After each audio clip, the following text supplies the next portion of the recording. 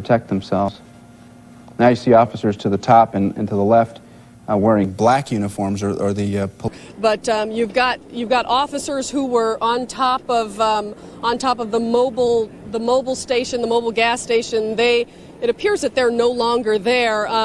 The situation here is just sort of in a state of panic, but people seem to be cooperating with what officers are telling them as they are trying to divert traffic and just keeping people at bay while they get this situation under control.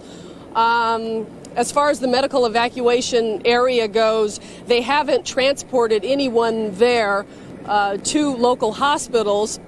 We were told that they were going to go to St. Joseph Hospital, but now we're told that they'll be taking them to UCLA Medical Center. As yet, no one has been transported. So that's all we have from here now. Back to you. Leslie, we're trying to get an idea of the impacted area. Do you know exactly what the outlying areas would be? What would be the streets? Well, I can tell you right here where the police tape is. We're on Vos Street and we're on Laurel Canyon Boulevard. That's all I know about the perimeters of this, just where I am. And then I can see pretty far, maybe a half a mile down, I can see a lot of activity. But I just know there's police tape right here from Laurel Canyon Boulevard. Suspect was trying to take over that truck and get away. However, the police officers were here within an instant. We are told by the officers that this suspect opened fire and then police officers fired back. We were about a half a block from this area and could hear the barrage of gunfire that was taking place out here. This gentleman here, we understand, may be possibly one of 6 suspects that police have been looking for. To give you an idea of how dangerous a man this suspect is, let me tell you what officers told me just a few moments ago. Once they had him subdued and in handcuffs and down on the ground, they started checking out the area here, his car. They found a rifle with twin cylinder clips. They found a second assault rifle in his truck, an armor-piercing rifle, that is, they told us. Also an AK-47, not tons, but many rounds of ammo, 30 to 60 rounds. He was wearing a full-body armor suit and a ski mask. So officers say these suspects were in for the long haul, that they were ready to go after this Bank of America here in North Hollywood at all costs. So very dangerous suspects. Now, we've been trying to get more information from the detectives out here, but they say they have very limited information since this is such a large crime scene. They still aren't even sure. They're telling us whether or not there are any outstanding suspects in this area. We have been told to be sure that we continuously look over our shoulders because the situation here could change within a moment. That's the information we're getting from this spot. In the meantime, police officers right now are combing the streets that are around here. They are going door to door, knocking on the doors, talking to residents, checking out the homes. They have been told that if nobody answers those doors, that they should check around the yard and make sure this entire area is secure. Again, this suspect was caught. We had aerial footage of that live earlier today here on KCAL 9. And he's been now on the ground there, lying there for the last I believe 6. At the location you see on the map, Kittredge and Laurel Canyon, a Bank of America branch. And as we heard from our witness a minute ago, Armando Jimenez, who entered the bank just as the robbery was taking place, the alarm went out, police arrived while they were still inside, and several of the gunmen, those that they believe escaped, were in a car outside and took off very quickly. So they believe they escaped and leaving the other gunmen inside. One police officer was wounded very quickly, as was a bystander. They were on the ground for 20 minutes outside. Other police officers, as many as 3 more, may have been wounded in the ensuing gun battles, running gun battles that took place as those remaining 2 and perhaps 3 gunmen escaped from the bank and attempted to get away, firing their AK-47 assault rifle. And 1 civilian as well, Gene. Is that correct? Perhaps the an one elderly civilian person. looked like went down in the initial burst of gunfire. He was right in the intersection, right in front of the bank. And then later on, we heard that as many as 2 suspects have been shot. We actually saw on tape, and you saw it live, that suspect appeared to be shot in the head. And then another one apprehended. We believe at this point that there are still 2 at large, but it depends on who you listen to. There could be perhaps maybe just 1. And we also heard Armando Jimenez say that when he approached the bank and he realized that this was going down, that he ran across the street, I believe he said to a thrifty drugstore. To a thrifty. They were the ones who put in the 911 call. And he said that people were out in front of that Bank of America and they were completely oblivious to what was going on. They continued to try to take money out of the Versatile machine. So they continue to go door to door, as you see right here. looking for additional suspects, however many there may be. He said that from higher up, it's coming that any live broadcast due to the tactical situation. You're looking live right now at North Hollywood. A massive manhunt is on right To the officer that was taken to Either moments ago, a huge SWAT team came in. It must have been 15 or 20 guys in combat gear, went running right by us. We're a little out of breath for running along with them, and they went back up to the bank. So whatever's happening in the bank is not over yet either, and they are still being very tight here with all the security in this area. As we look around, you'll see that the bank area completely sealed off still. In fact, as we pan across the street here, we'll take you across the street in a moment. These officers are, again, they're just planning to try what to do. These guys are about a half a block from the bank, and they have been running around as if they are concerned that maybe there is still somebody else out here that they have not found.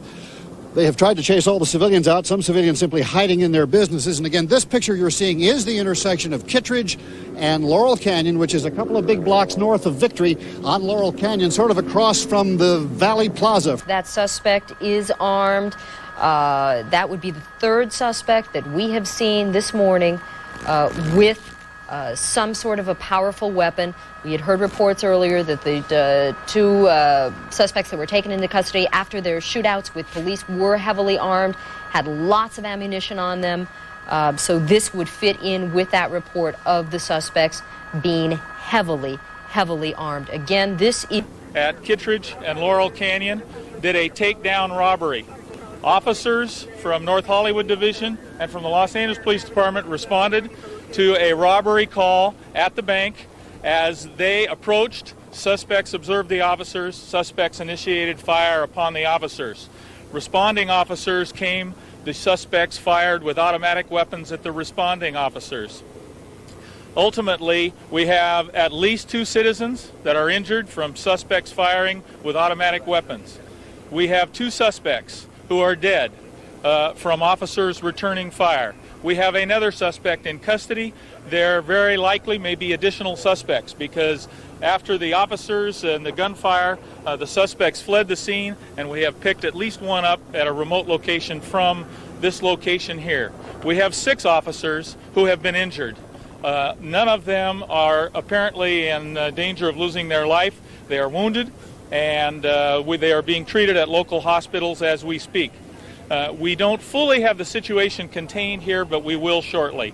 We will be interviewing witnesses. We are entering the bank as we speak, and we will secure the bank. We have numerous citizens who have secured themselves in the vault. None of them are injured, and we will be getting them out of the vault very shortly. What do you tell us about the suspects? Tell us about the suspects, how they were armed, what they were wearing. We have multiple suspects. We're not exactly sure at the moment how many, because the situation is still developing, and we had several flee from the location. Probably within a few minutes, we will have some additional information for you on the suspects. They were armed with automatic weapons. They fired automatic weapons. They were wearing tactical body armor as well, weren't they? There appears to be no hostages at this time. We are taking the bank and securing the bank. The citizens have been taken to local hospitals to be treated. We have several officers who have been treated. Tim, then your whole time on the job, have you ever seen anything like this, Tim? Before? The same people operating the same mode? We are just developing this situation. I don't even have a description on the suspects as yet. Tim, in your entire career, have you ever seen a shootout like this in the city of Los Angeles? This violent trend is an escalating trend that we have been experiencing, whether it be the SIS shooting or multiple situations where we have many suspects who have us outgunned, and they continue to outgun us and fire at us at will. We're now hearing, we're glad to report that there are no hostages. So again, the latest information we have, 6 officers injured, 2 suspects dead. We're waiting for more information from LAPD Chief Willie Williams, who's now at the command post on Victory Boulevard in North Hollywood, waiting to conduct a press briefing, give out some more information, hopefully, on what has happened and the condition of those officers. Though we can tell you that 1 officer is in serious condition with multiple injuries at Northridge Hospital, and we know at least 2 other officers were transported to the medical center of Northridge, and they are in stable condition. But there are, according to the LAPD, 6 officers altogether, so 3 other officers that we haven't heard detailed reports on. 6 officers altogether. Getting phone calls. Inside the bank. Pardon me? Any kids inside the bank? I don't have that information. I will shortly. What any of the officers, they're helping out, aren't they? Oh, yes, we've had numerous citizens call. We had a suspect picked up just recently from a citizen who identified a suspect with a mask on just recently. We will be back very shortly with an update. Thank you very much. Thank you. All right, It's Commander Tim McBride of the LAPD. This is the first briefing that we've had. They just walked over. You heard what he said. Obviously, the situation is so dynamic that even the commander, along with Lieutenant Anthony Alba from Press Relations of the LAPD, do not have a specific, any specific details with regard to the injuries of the officers. But the good news, none of the officers' injuries appear to be life-threatening. It's actually, Gene, you and I had just talked earlier about how long it may take to clear this bank. Apparently, they are moving much faster than we had speculated. And as Commander McBride had said, they are moving in to clear this bank right now. Certainly not only to make sure there are no suspects inside, but to free those people, many people, he didn't even know how many, who had locked themselves inside the vault. That's the situation here at Laurel Canyon and Victory, and we'll toss it back to you. Okay, Jeff, thank you very much. Tim McBride gave us some very good news there if you were going through the information as he laid it out for us, and that good news is that the police officers who were wounded were not seriously wounded. And we had reported earlier that one officer was in extremely critical condition being taken to the UCLA Trauma Center, and that apparently is not the case. It may have been one of the wounded gunmen who was going to the trauma center. In any event, we're hearing now that the 6 officers' injuries were not that serious enough. Wounded multiple times, but apparently not life-threatening. That's what we're hearing from the Tim other bit McBride. of good news, too, Gene. We Just outgunning the police department. See, look at the rapidity of the rounds being fired out of that. Officers responding with their weapons, pinning this suspect down in front of the white car, which he was trying to use to escape.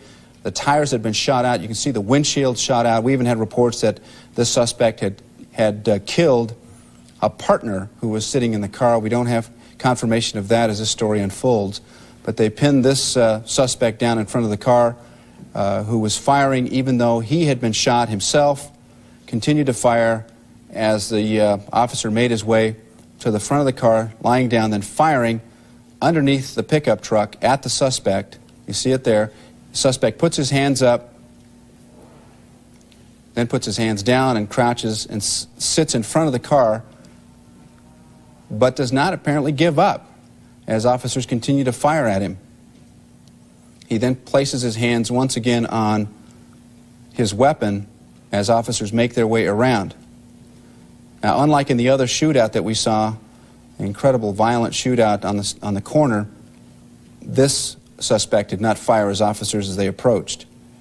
He gave himself up, and they rolled him over and cuffed him, got him to move over.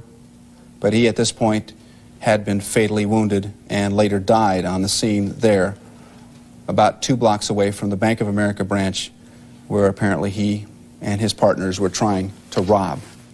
This very serious situation continues to unfold. Now, Bill Smith is standing within eyeshot of the bank. Did you see the officers enter the bank yet? Yes, some of them have gone right up to the front door. Can't quite tell. First, Carlos, let me show you this black and white unit, which is... Did there seem to be pandemonium and panic in the area at the time that this was going on? A lot of curiosity. It was more of what's going on. Well, since I listen to my scanner all the time that I'm here, they come up to me and say, "What's happening?" So I was, telling them at the same time what was going on. Did you see any of this activity anywhere? Just the police. The police coming up, going up the street, not knowing which way to go, and this was at the very beginning. Were you concerned for your own life at this point, Rick? No, not at all. Okay. Thanks so much. Really appreciate your contribution in terms of exactly what you saw. Rod Bernson is back with us right now. Rod, what information do you have for us now? Tony, this young lady is now joining us. Her sister is a teller in the bank. Go ahead and give me your first name and tell me what you've heard. My name is Sonia, and I've heard that she's okay. I spoke to my mom at work, and she says that she's been listening to the radio, and it seems like that she's okay, and that there's still one suspect, but we're not quite sure. Now, we had an earlier report that all the employees locked themselves in the vault. Has your sister been able to talk to your mom at all? No, we haven't been able to reach her. There's no way we could reach the bank, or I believe they're not answering, and we don't know yet of anything. We don't know what if she's okay or, you know, so that's very hard right now, so we don't know yet. Well, the very best of luck to you. Hopefully everything will be okay. Thank you very much. Okay, Tony, the sister of one of the tellers in the bank. We're going to try and move our location now and move down the street a little bit and see if we can give you a shot up Laurel Canyon to where the actual location is. We're about a half a block from the corner here. I don't know how far the officers are going to let us go before they put a stop to it, but let's see if we can cheat our way down here. Rod, give us a little geographical outline there of where the bank is from where you are right now. Okay, well, we're all right. They're not. Roger, go ahead and come on back. They're not going to let us go to the corner. Yeah, we can see them waving you off there. Yeah, there you go. We were walking westbound on Victory towards Laurel Canyon. Okay. The officers obviously don't want us to go beyond the corner there. And it would be just up the street here, north. About one block north on Laurel Canyon where the Bank of America is.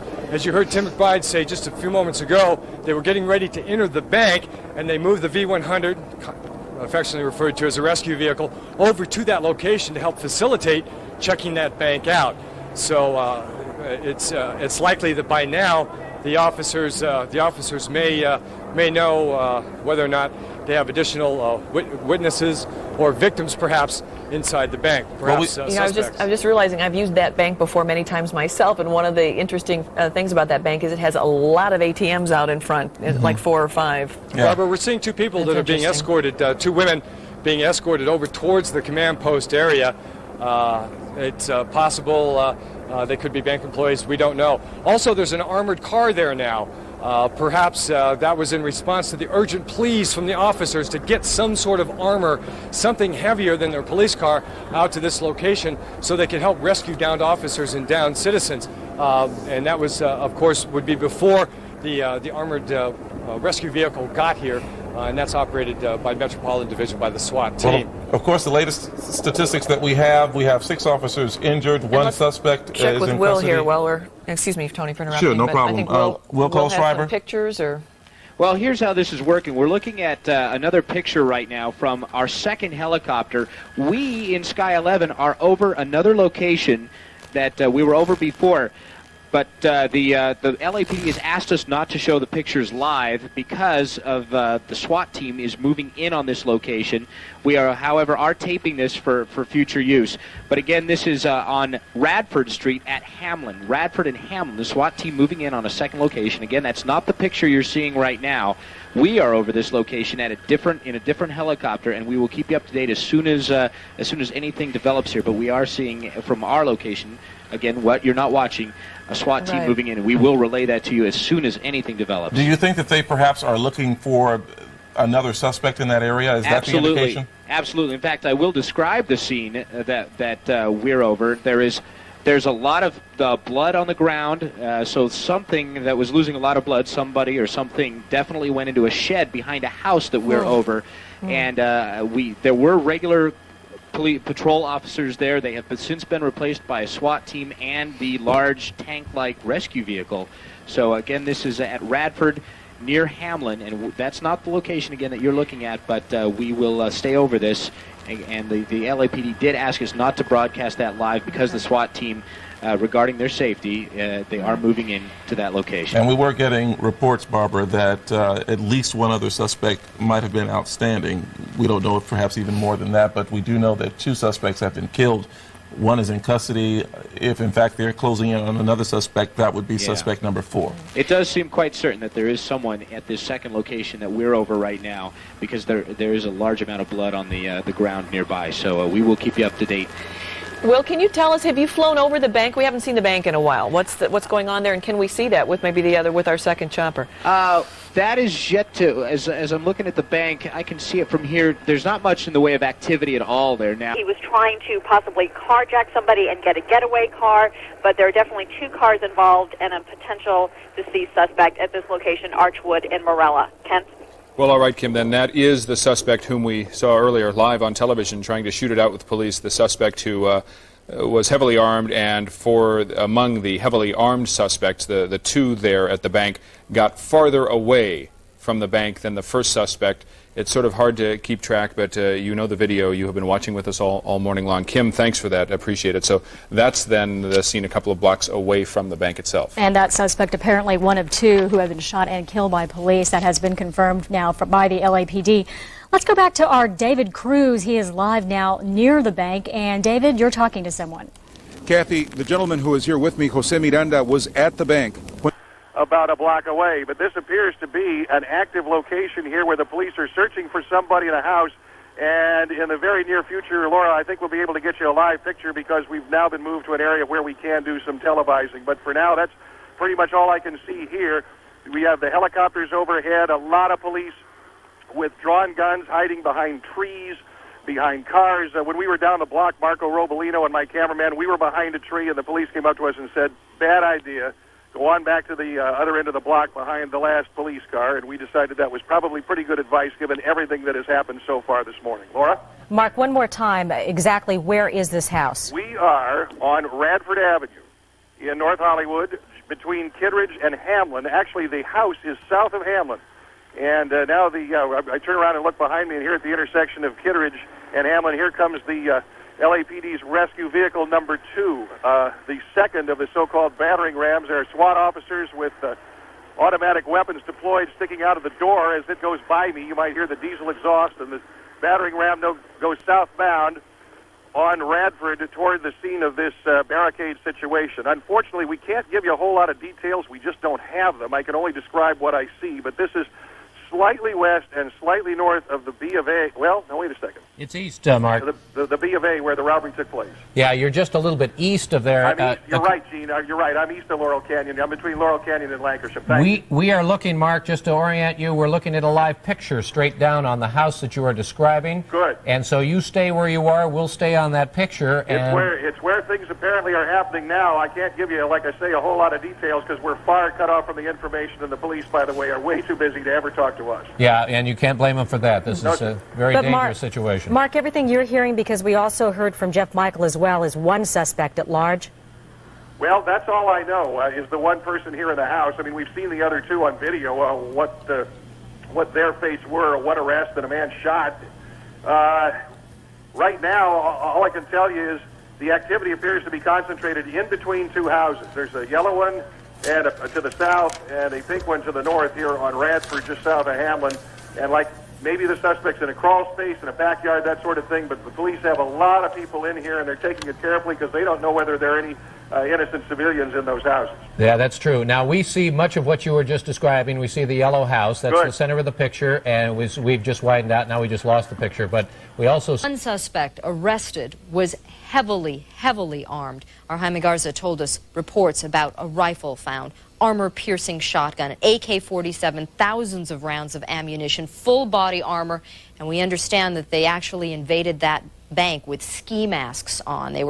It seemed they were dressed like commandos. We don't know if there are more suspects out there, but we do know that there are reports of a man who is heavily armed inside a shed right now on Hamlin Street, and police have surrounded that location, trying to get that person out. There are also reports of a possible bystander who has been shot. We have not confirmed that with police right now, but we had reports earlier that an elderly woman was shot, caught somehow in the crossfire. Okay, now we're getting more reports that 2 citizens have been wounded. 2 innocent bystanders caught in the crossfire as this shootout erupted in front of the Bank of America in North Hollywood. We don't know any more about the condition of these 2 people. We'll try to get that, and we'll bring it to you as soon as it's available. But we understood earlier, again, that one elderly woman was down. The report was an elderly woman down, is the report that we got back here at the base. And we don't know any more about a second citizen who might have been injured. But we understand now, reports are that 2 citizens were caught in the crossfire and were wounded. So we're trying to get some clarification on that, and we will bring you up to date on that as soon as we get that information. Again, we have several operations that are unfolding all at the same time.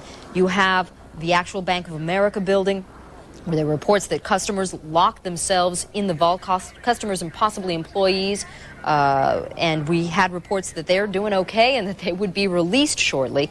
We don't know exactly what else may be transpiring in the main part of the bank right now, and perhaps that's why they have decided not to let those folks out of there.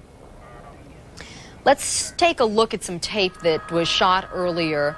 When Sky 9 first arrived on the scene, this is what we saw. One suspect parading in front of the Bank of America, shooting at police. Several rounds, as you can see right there. A gun battle that lasted between the suspect and police for possibly 45 seconds or longer.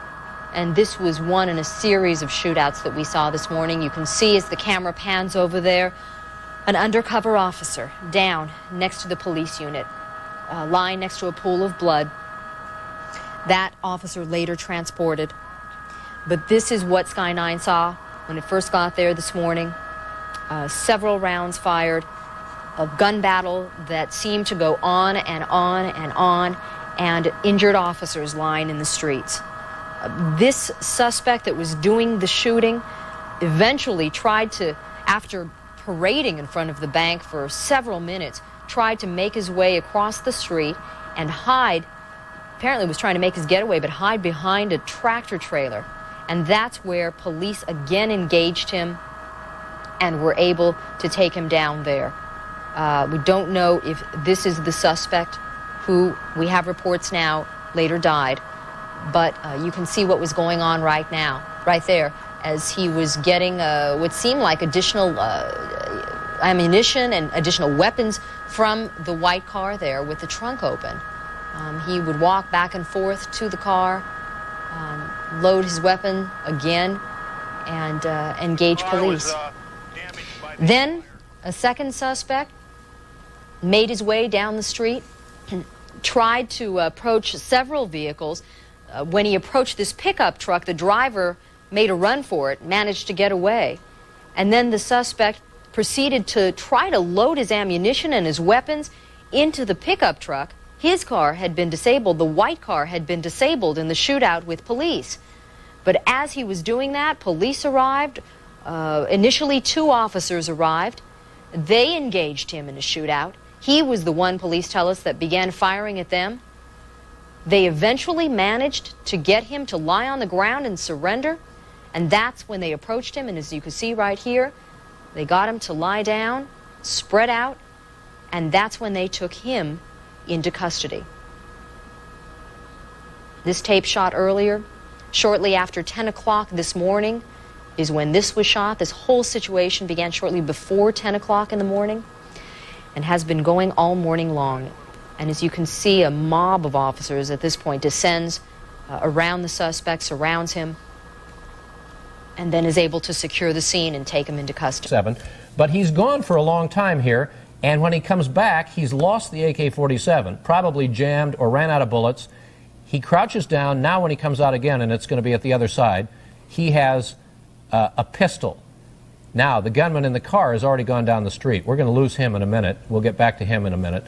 But they're going to come back in this picture, courtesy of KCAL TV, by the way, Channel 9. Our helicopter at that point had to refuel, was over at Burbank Airport. KCAL provided these pictures. The way the car is flopping around, it looks like the tires were shot out. Now, the gunman we've lost between the bushes and the semi-truck, he starts to come out again.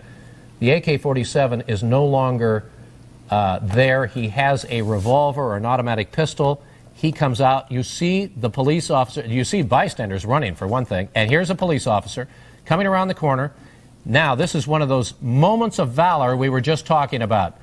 He is confronting, the other gunman in the car has already driven down the street. Now, he's confronting this gunman between the bushes and that truck. Standing there, weapon ready. The gunman comes out. I understand we don't have the shot of where he's actually shot here. We'll see if we do. But anyway, these are the officers that have done everything they can to keep these gunmen in sight long enough that they can engage them. Now you see the gunman. He's coming out from behind that truck. There he is, walking. He sees the police officers as he comes We missed it. Okay. Well, we're going to bring you up to date. He is shot and killed within about 4 seconds after that. And he was able to continue to fire at anything he suspected was a potential threat to his person. Here you see him firing at officer positions across the street, behind the bank. Then he makes his way back into the white car to make his escape.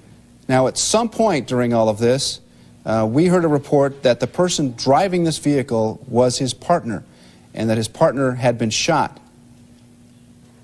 You see the car making its way. It was... Now, here's where the suspect approaches officers as the officer makes his getaway across the street, risking his life, goes behind the car. There's a detective there, some other uniformed police nearby. The suspect crouched next to a fence, the same one that you just saw firing the shots next to the white car, was there next to the fence. You can barely see him on the right-hand side of the screen in front of the semi-truck there. Officers taking cover, completely outgunned here. You see these officers only have service revolvers and trying to figure out what the best approach is. And then the suspect, taking matters into his own hands, brazenly stands up there next to the fence. You'll see it coming up here. This is the back of the truck where he initially took cover, walked alongside the truck next to the fence, moved up toward the corner. These are pictures shot earlier. You'll see him stand up there and then begin firing. He was hit twice there by officers. It appeared that he was dead at that point. Officers making sure. You'll see a few more dust clouds, and then you'll see him get hit in the head in a very violent and disturbing confrontation, but bringing it to a successful conclusion. Officers able to put that situation away without too much problem. There you see now the officer, or the suspect, I should say, bumping into cars, unsuspecting people driving down the street, and this guy's trying to make his getaway from a bank robbery, and he points the gun at the driver of this truck, then he'll shoot the window out. You saw it right there. The guy driving the truck runs away from the truck and leaves the truck for the gunman. If that's what he wanted, he said, "Hey, you've got my truck." And then this suspect, who was in the car, casually walks out, pulls out some ammunition, and again, thinking at this point from some reports that there was a suspect inside, we don't know that, dead in the car, as people continue to drive by the scene. Officers trying to keep the area clear of bystanders, as this gunman has been firing shots at everything and anything, and yet you see people in their station wagons and in their cars driving by. Fortunately for them, the gunman not paying much attention to them. He'll go to the back of the car, pull out some more ammunition, additional weapons, and then try to get into the truck. But you can see he's just very casual about all of this, as cars are driving by, people not knowing what's going on, and then he takes a shot, presumably at that blue car that just drove by. Then he slowly gets into the truck. He is seen limping somewhat and moving slowly.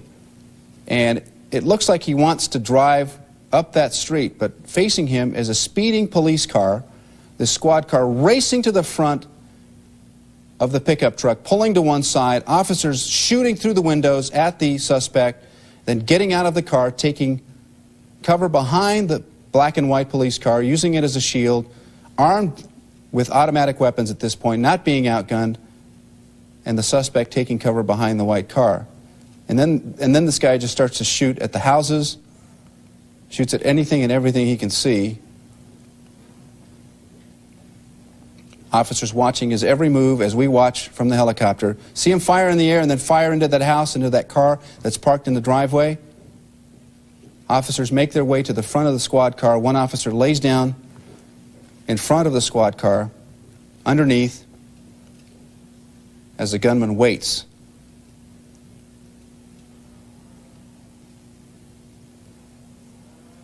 He doesn't appear to fire any more shots, but the officers are waiting for their opportunity as he makes his way up. He fires at somebody in the front lawn. Officers fire back through that pickup truck, and that is basically the end of the gunfire exchange, except for one officer who will go down underneath the front of the patrol car to make sure that this suspect is down. One more shot being fired through the pickup truck.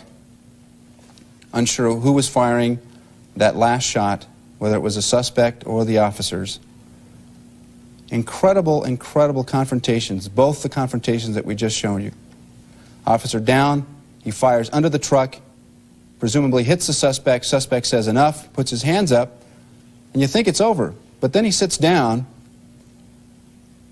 He looks like he was hit once again, and the rifle is at his side, so officers really aren't sure whether or not it's safe to approach him. But they know they've hit him, and he might be calling to them and telling that he's giving up. Officers slowly make their way across. You see them on the grass. The man is down. He raises one hand, apparently can't lift the other. And then officers move in to cuff him. They turn him on his stomach. And as we have now learned, the man was hit indeed several times, and he died of his wounds at that scene. An incredibly violent. This white car, while this man apparently was inside and actually driving. The first suspect outside the car, among other areas, shot into the car, apparently wounding this suspect before that first suspect was killed. And then the second suspect drove down the street and ultimately ended here where you see up against this pickup truck. Got into the pickup truck, got back out of the pickup truck, and then made a last stand before firing a couple of last shots. Finally, apparently being wounded, being hit right here sometime very shortly in the pictures we're about to show, and then surrendering to police. Now, we do have word from Commander Tim McBride of the LAPD, who just talked to reporters a while ago, that both of these suspects have died as a result of their wounds. A third suspect taken without an exchange of gunfire some blocks away about 10 minutes after this incident was captured earlier this morning. And once again, you're about to see the suspect. He's still firing at police at this point. This goes on for quite some time. You can understand why residents in the area reported hearing gunfire for 15 to 20 minutes. It was quite a battle with police. Can you imagine living in the house right over on the right side of your screen with that little Toyota Celica parked in the driveway? Can you imagine having this happen right in front of your home? First thought would have to be this has to be a movie. Just what everyone was saying. It looks like a scene out of the movie Heat. But no, it was real life. It happened today in Los Angeles. The LAPD continues to surround the area, still looking for any suspects, however many may be out there. We have this word that there may be as many as 5 suspects. That might have come from someone who was in the bank when the robbery attempt occurred earlier this morning, so that may have been a witness account. Police, therefore, would believe that they are looking for a couple of additional suspects because they know they have 3. Listen to the gunfire in the background. We just talked to Manny Martinez from the LAPD. He said the situation, the immediate area is secure, but again, they are still cautious. They are still looking for possible suspects.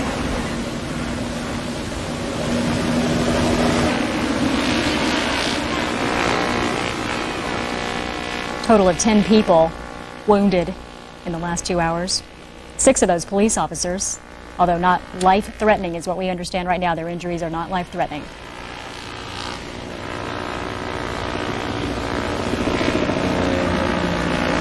At one point, we even understand that the gunman took shots at helicopters flying overhead, so you can understand just what a tense situation that was for just about everybody involved, and you can also understand why police are urging residents to stay inside their homes. At the height of this morning's incident, the LAPD was also telling its own police helicopters and news helicopters in the area to keep at a certain elevation above which bullets would not be able to travel, and also we heard the LAPD calling in for reinforcements. We have seen the battering ram be brought out to the scene. We have seen a Sheriff's Department helicopter brought in, medevac for those who were injured, and we have seen reinforcements from almost every part of the LAPD this morning in the San Fernando Valley. You see There is a pink house and a yellow house, and the suspect is either in between them or in the backyard of one of those places in a shed.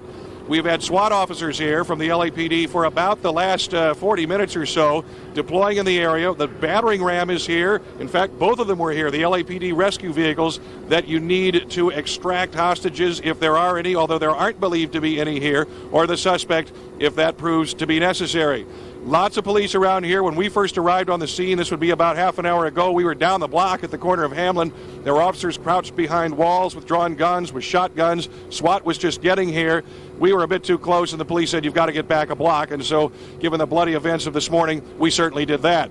There has been no activity visible from our vantage point since then. That's about a half hour, other than the police getting ready in the area. I think you can see down the block here, some officers going toward the... Police officers are to the suspect. I mean, they are right there. Their car is parked right up against that truck, and he's on the ground at this point, but obviously wounded, but earlier just firing randomly in all directions. And like you mentioned, Kent, living right there adjacent to where all this is going on, which you must have heard and seen out your window. Now we see the police moving in. Again, this was the second suspect of the three who now have been captured. And again, this suspect is believed to have died also at the scene. The first suspect died up the block a little ways after a gunfight with police, and a third suspect has been taken into custody, seemingly uninjured, as we saw him being taken away by police. You see police just now, earlier, getting his gun away as they rush in. Now he's surrounded by officers. Let's go ahead and check in with David Cruz. He has been there near the scene talking with several people who witnessed what happened, or at least could hear. David? Well, Kathy, there is some good news to report, and that is that it is taking effect. That is to say, residents in the area are definitely... That far, I think it still is behind of the body. Again, this was one of two suspects that we believe were shot by police officers on this chaotic, botched bank robbery. Again, we are being told that at this moment the investigation continues to find out just how many bullets were fired in this area, because we heard a barrage of bullets, the gunfire ringing through the air. Police officers are also still combing the area to see whether or not there are any more outstanding suspects in this neighborhood, going door to door, as we told you just a little while ago. Basically, things have calmed down quite a bit, at least here at this particular spot. We're still trying to get somebody to talk with us about this particular situation, but because there are still so many questions that are left unanswered, they have nothing to tell us at this point, Sylvia. Jaime, the situation with residents, they're not letting anyone out of their homes yet, and they're still asking everyone to stay inside. Is that correct? That's absolutely correct, Sylvia. We keep taking a look around here. If you'll pan to the right here, Nick here, who's our cameraman, you'll see there's some folks hanging outside here at the police line. The police officers have been asking folks to please stay inside with your doors locked and shut. They chase people away, and then probably 10, 15 minutes later, people who are very curious come back out here to take a look to see what has been happening out here. But again, at the last word that we got, Sylvia, from the police officers, is they want residents to still remain inside until they're absolutely sure this entire area has been secured. Is it your sense, Jaime, from just being there on the scene and watching the police activity, that they don't think that there's any suspects, at least in your immediate vicinity? At last report, and what we can gather right now, is that the detectives on the scene seem to be a lot calmer than they were, let's say, an hour ago. However, they are not ruling out that there is the possibility. Surveillance, and then we just saw the SWAT team coming in. About 2 or 3 members, and there may be more on their way. This is Mark Coogan. On that one pan across the front yard, as we follow the SWAT officers walking, you could see that the armored rescue vehicle, the battering ram number 1, is still in the front yard of the house. It's just behind a tree, and I think from Air 7 you might be able to see it. It's in the front yard. So you see the officers deployed there, looking in between the yellow house and the pink house to where the suspect is believed to be. Yeah, that's exactly right. We're back in the air again with Air 7, and you can see it very clearly. Although the battering ram was, oh, I see it. It's behind the tree. I can just see the ram sticking out to the left of that tree in the center of your picture. The tree over the red, it looks like a sport utility vehicle. Just to the left of that, or slightly up, you see the ram sticking out. So the battering ram is still there. And Gene, in Mark's report, he mentioned that perhaps the suspect could be hiding in a woodshed behind that house. I don't know that we've seen that well, so far. I'll tell you what we're seeing is that yellow house, which seems to have everybody's attention. If you go straight down the driveway, which would be to coax the suspect out without having to go through any more of the bloodshed that we have seen this morning. 8 officers injured, 2 suspects dead, perhaps 3 citizens injured. They didn't want a repeat of that, and they were doing everything they could, the last we looked, to get this situation, at least this particular one on Hamlin Street, under control peacefully. Let's see if Bob Pruitt is done and can talk to us right now. Sylvia, what I've heard from the talking to the LAPD, they are having as much trouble as everybody else in here. It's a really difficult communication. We're back over the Hannon residence. What they were able to tell me that will help us. They were clearing out the area and the houses and the people. As I don't know if you can see in our picture, if Chris moves up a little, there's an apartment building behind this house. So that's a lot of people to clear out and protect, and that was a major concern, and that's what seems to be taking longer than normal to get this suspect out of the shed. That's the best I can do for you right now, Sylvia. Okay, Bob. Bob, we're hearing reports right now that at the scene where our Amy Huggins was reporting live, and I believe that was Holy Cross Medical Center, we were hearing reports that there is a helicopter that may be landing there, perhaps with someone who has been injured. And we are going to hold off on bringing you that report until we can confirm it. Amy Huggins, again, standing by at the scene, and she'll tell us as soon as she hears anything. But apparently they were all going outside and they were waiting for a helicopter to land, transporting someone. We don't know if it was a suspect or an officer or just an innocent bystander who was caught in the crossfire when the shootouts were going on. But again, a helicopter, medical transport, ready to land at Holy Cross Medical Center. And so we'll bring you that information as soon as we get it. Again, this is the situation right now from Hamlin Street. There is still a suspect now, police are telling us, that is inside a shed on the 11,000 block of Hamlin Street. And they've got some evacuations underway. The SWAT team is handling the situation right now, so that tells you it's very tense. They want to get anyone out of the way in the area just in case there's another shootout, like the series of shootouts that we saw this morning in the area. They know that the suspect is armed. That's why they're moving people out of there. The SWAT team standing by, the battering ram, as we showed you, standing by to take this suspect into custody, and they want to do it this time peacefully. They want to avoid any more of the bloodshed that there has been this morning. And so they're going to, it appears they're going to try to wait it out a little bit. Although, as you heard Bob Pruitt say, communication has been tough. They've been having a difficult time trying to talk to the suspect who's believed to be inside the shed. Police got wind of this earlier when several residents called and gave them reports about a man in full ski mask running through the homes in the area. Okay, on the phone right now is Nancy Swanson. Nancy, I understand that you actually saw a lot of this going down this morning. Is that true? Yes, that's right. I'm a social worker with the Department of Children's Services. And Radford, and maybe you can bring us up to date on that tactical situation, Mark. Gene, nothing much has happened tactically, but I want you to listen to the story of a person who lives in this Builder's Emporium.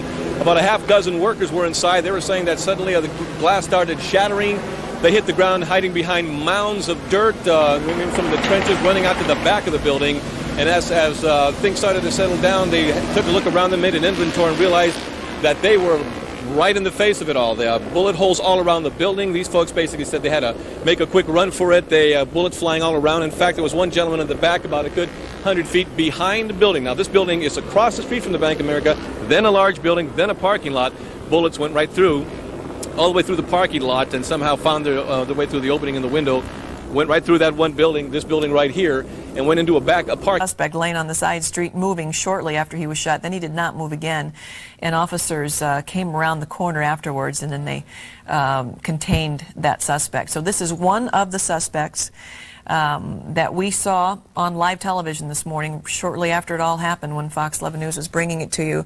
We saw that suspect shooting at officers and shooting into a car, and then ending up coming out onto this street, and behind that white van there are officers that will come around the corner here shortly and walk over to that suspect who was, at one point he had used a white vehicle as a shield, and that was the same vehicle that he had shot into. So we're still not sure of what that relationship was, if this suspect had a getaway car or if that was perhaps a customer's car that he was using. That was kind of there's the moment that we're talking about there. This is where that suspect had been outside of that bank for a while, had been shooting with his high-powered weapon there, and he is shooting in the direction of police officers. Again, this is tape that was recorded early this morning, shortly after this incident occurred. At one point, the suspect actually uses this vehicle as a shield. Right. And later on, and I don't know if we're going to get to tape of this, but later on we see this very same vehicle all shot up, presumably by police, and we see another suspect lying in front of that vehicle. We don't know if that was one of the suspects that was killed or one of the suspects that was taken into custody alive, but we do want to point out that this was recorded earlier. This is not live. And here you see this is where the suspect was using this vehicle as a shield, and it was an odd moment because you can't tell, you don't know who is in this vehicle, and if it was someone that the suspect knew or not. There he is firing in the direction out towards the front of the bank where officers were located, and then shortly after the vehicle leaves, he was shot, and that was what you just saw. Once again, we have 6 officers injured. 1 suspect is in custody. 2 suspects have been killed. 2 civilians injured. Don't know really the extent of their injuries at this point. And at least one suspect that may be apprehended soon. Police are in the process of trying to do that now. Dan Springer. Yeah. What can you tell us? Well, we're talking to a witness right now. His name is Nelson Torres, and he was driving to work. No, I don't. At that point, I don't think so. I don't know, but as I drove past, I just saw something was happening there, and I got out of there. And as I pulled away, and there was the gunfire, and I'm telling you, the street was filled with smoke as a result of this gunfire. It was like the OK Corral. As I pulled away, I thought, gee, nobody's surviving this. And it was just very, very heavy. Now, you said you tried to floor it at one point, but you couldn't get out because there was so much activity in the area. What's happened since then? Well, I tried. It took me a half an hour to get out of the area. Everywhere I turned, there was nothing but police officers. Did anyone want to stop you just to talk to you about your observations as a witness? Not a single person asked me what I was doing there. Nobody tried to help me get out of there. There was a lot of tension going on.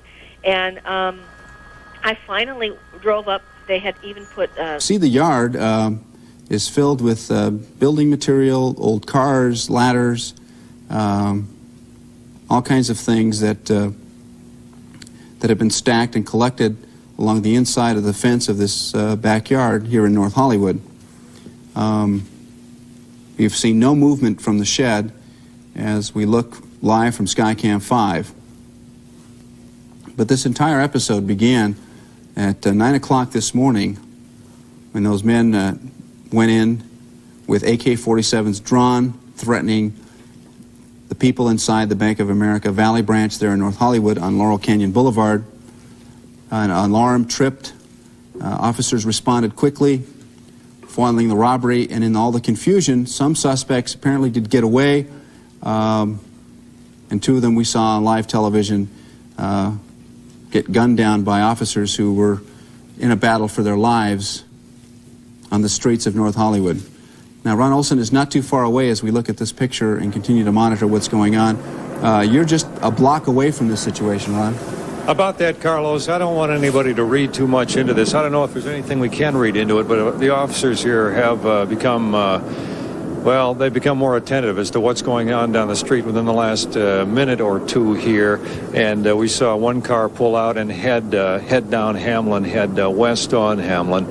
And Carlos, as I'm listening to you talk about how long this might take, we've both seen so many situations where a suspect is barricaded inside a store or inside a house, and you hit it right on the head. There's just no way of telling how long this standoff could last because, again, time and again, we've seen the police come in, whether it's SWAT or someone else come in, and the first thing they will do is try to size up the situation and try to determine how they can most effectively diffuse it without anybody else getting hurt. And I presume, just a guess, but I presume that... now there's the officer back up on the roof. Can you see him? Have we got a shot of him, Dan?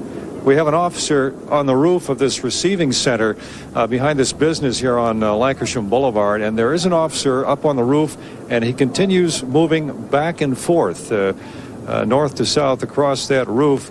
I would guess maybe he's trying to spot for them. I'm not sure about that. Now here we have, Dan, take a shot down Lancashire. This is the activity I'm talking about.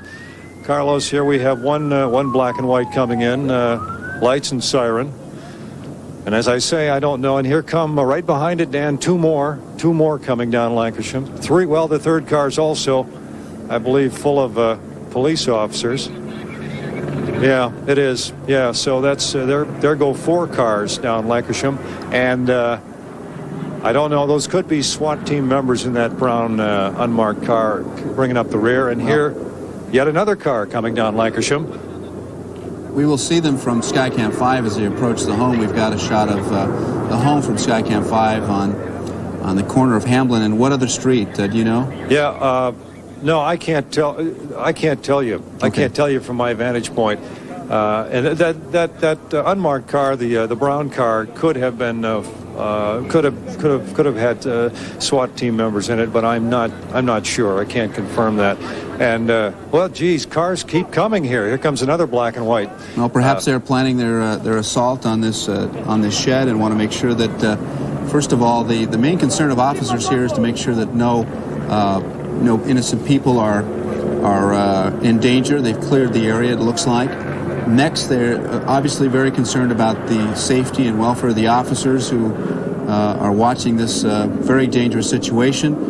The previous 2 suspects fired at will at officers and hit 6 of them in the process, wounding them. One of them is in very serious condition. And so you can see why they would be careful as they approach this very volatile situation. They have an armored vehicle there nearby. Okay, Carlos, can you hear me? Yes. I've just gotten some new information. All those cars filled with police officers coming down south on Lancashire and heading west on Hamlin, they are going into the area to evacuate the civilians, get the people out of the area. So apparently that is stage 1 of the plan here, is to clear the area of all the folks who live or work down on that street, down on Hamlin Street. Mostly, I think you said it's private residences, so they want to get those people out of there. And, something else occurred to me, Carlos. Generally in a situation like this, one of the first things they'll try to do after they evacuate the area is they'll try to talk to the suspect. They'll try to talk the guy out. But it looks like there's no way to do that in this situation. Am I right? Oh, unless the suspect, and just gauging from the way these guys have been equipped, I would not be surprised if they have police radios that they can monitor the police traffic. And that would not surprise me in the least. Those are readily available. You can find out the frequencies and have them there, so they could possibly be doing that. But that would at least account for why they were able to spot where officers were at. That's one way they could communicate with him if he's listening in on the radio. A second way, of course, is by bullhorn, but from our vantage point on the helicopter, we can't tell whether that's happening or not. But again, they want to make sure that this guy doesn't have some significant explosives on his person that could cause damage to a wide area in the neighborhood. Certainly explosives would level several of the houses, the apartment building behind him, injure or kill any or all officers within the immediate area if he were not to give up and he would suddenly decide that it was hopeless and futile and then just blow up. Carlos, there's all kinds of different scenarios we could paint here. Yeah, and Carlos, one of the most frightening things about this seems to be that these people had absolutely no hesitation about opening fire. No, not at all. You've seen and heard more of this than I have because I was driving around trying to get in here, but that's probably why they're placing such a high priority on getting the folks, getting the residents out of this neighborhood right now, because if there is a suspect in there with a fully automatic weapon, and these guys apparently have no hesitancy whatsoever about pulling the trigger. I don't remember covering a situation quite like this where suspects without any hesitancy whatsoever would just open up on the police or anybody else for that matter. Unless it was in a movie and it was all pretend. Exactly, yeah. I've never seen anything like this either. Me either, and it sounds as though they went out this morning to rob that bank. If they're wearing body armor and with full auto weapons, They went out. Well, I'm getting awfully speculative here. Well, the they suspects were ready. definitely fit the description of previous bank assaults, and the FBI had been keeping an eye on this group. We see on the left-hand side of the screen now, Ron, LA Fire Department paramedics entering the bank with supplies, but you see that they're not moving quickly. There's no emergency here. We don't know if anyone has been seriously injured inside the bank. I would assume not, since we've not seen anyone being carried out of the bank and immediately to a hospital. So apparently everything is okay in the bank, but we have not had that confirmed yet. Commander McBride may fill us in just a few minutes, but we do see the paramedics going in to take care. I'm sure that there's a lot of very emotional and scared, frightened people in the inside the bank. Bill Smith, you're taking a look at that. Tell us what's going on. Yeah, this ambulance arrived here, Carlos, at the Bank of America on Laurel Canyon at Kittredge just moments before you came to the shot for us here. These paramedics got out. They didn't seem to be in any hurry, but they did methodically gather some sort of equipment. A little hard to tell. We're a block and a half away. And they did go across this sidewalk and inside the bank. So at the moment, there are at least 2 L.A. City Fire paramedics inside the inside the bank. The ambulance is parked outside. The ambulance did not arrive with lights and siren, and they are not hurrying. So perhaps they're dealing with a few minor injuries or scrapes. Sometimes, I think if I was in the weaponry, and we learned that they came here and have been coming here throughout the morning to B&B Guns here on Whitsett and Oxnard, about a mile away from the bank.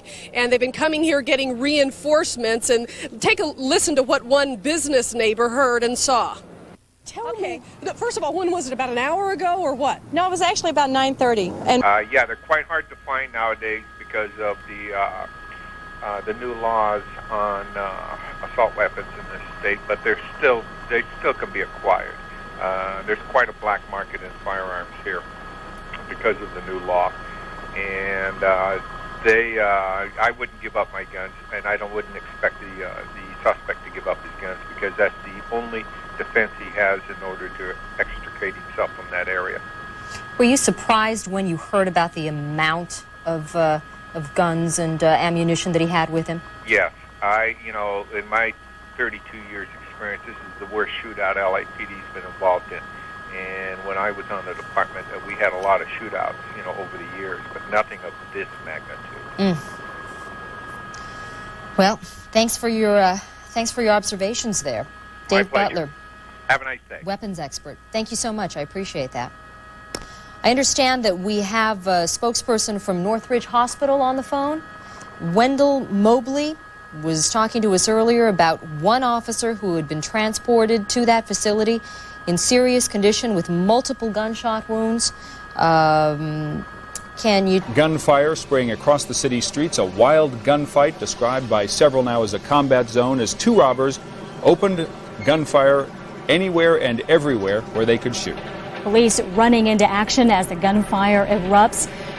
2 suspects running from the scene, at least one we saw outside firing randomly at officers, civilians in the street, happening upon the scene. Said they heard gunshots for 15 to 20 minutes. The FBI says these robbers captured or killed this morning have been suspects in at least 2 other San Fernando Valley robberies. The manhunt does continue for the additional suspects. This one of the most chilling moments of this morning's incident, in which one of the suspects walks outside, casually approaches his car, continuing to shoot all the way.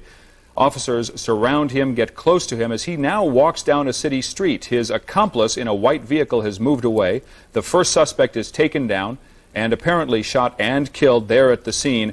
The second suspect gets out of the white car, into that tan pickup, out of the pickup, and makes one last brave stand, if you can call it brave, wearing body armor and firing a semi-automatic machine gun against police. Police, however, get the upper hand after being initially pinned down. They also take this suspect into custody. The suspect also has died, apparently, of a police gunshot wound. And so here are the latest details as we watch that scene. Now, this bank robbery unfolded 9:15 this morning. It happened at a Bank of America in North Hollywood. 50 after they had been caught inside the bank trying to rob it by arriving officers. You see the videotape. This was shot, as I say, about 9:50 of the gunman. There's one inside the white car and the other one outside. You can see the weaponry they have. Those are AK-47s, Chinese-made assault weapons. Effective range of an AK-47 is about 350 to 400 meters, which is farther than 100 the equivalent yardage. So we're talking about perhaps 400 to 500 yards. So if you saw bullet holes, as Henry Alfaro showed us, the one family had bullet holes in their house. This is why. Every time he pulls the trigger, a bullet takes off the effective range out 400 to 500 yards and is going to hit something and stop at some point. Now, this is the way it went down as they tried to escape from the bank. They were firing randomly and very rapidly with those assault weapons at anybody who stuck their head up, civilian or police alike. And you can see the one gunman over the top of the escape vehicle, the other gunman inside, both firing at various times and trying to make their escape out of the parking lot. This is Kittredge at the bottom of your screen. Just to the right is Laurel Canyon. There is a wounded man in the intersection of those two streets. You can't see it off to the side. He is down behind a police car. Another police officer was wounded in the parking lot of a supermarket across the street. Now, we're showing you this to give you an idea of the intensity of the gunfire. There's a police cruiser, one of the first arriving, windshield and the side windows all blown out by gunfire. There's a school bus. We don't know when that arrived. The gunmen, again, trying to cover themselves. Remember, if the FBI is correct and these are the same gunmen that robbed the Bank of America on Woodman last May, they escaped by firing automatic weapons and running across the freeway. They got away at that time. Now you have the two gunmen now trying to escape down Kittredge, eastbound, away from the bank, gunman in the car, this gunman providing tactical covering fire with his AK-47.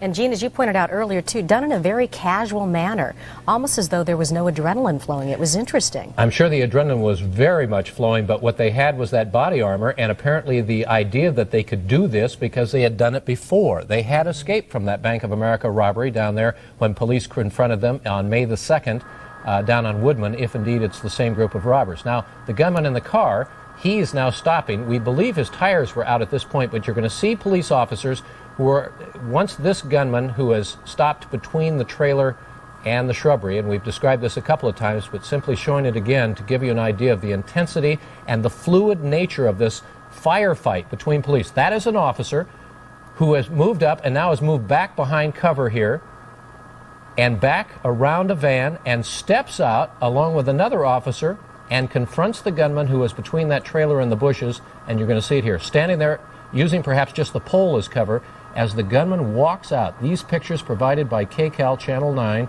Our helicopter had run out of gas, was about to run out of gas and had to land at Burbank Airport, but we share these pictures with you.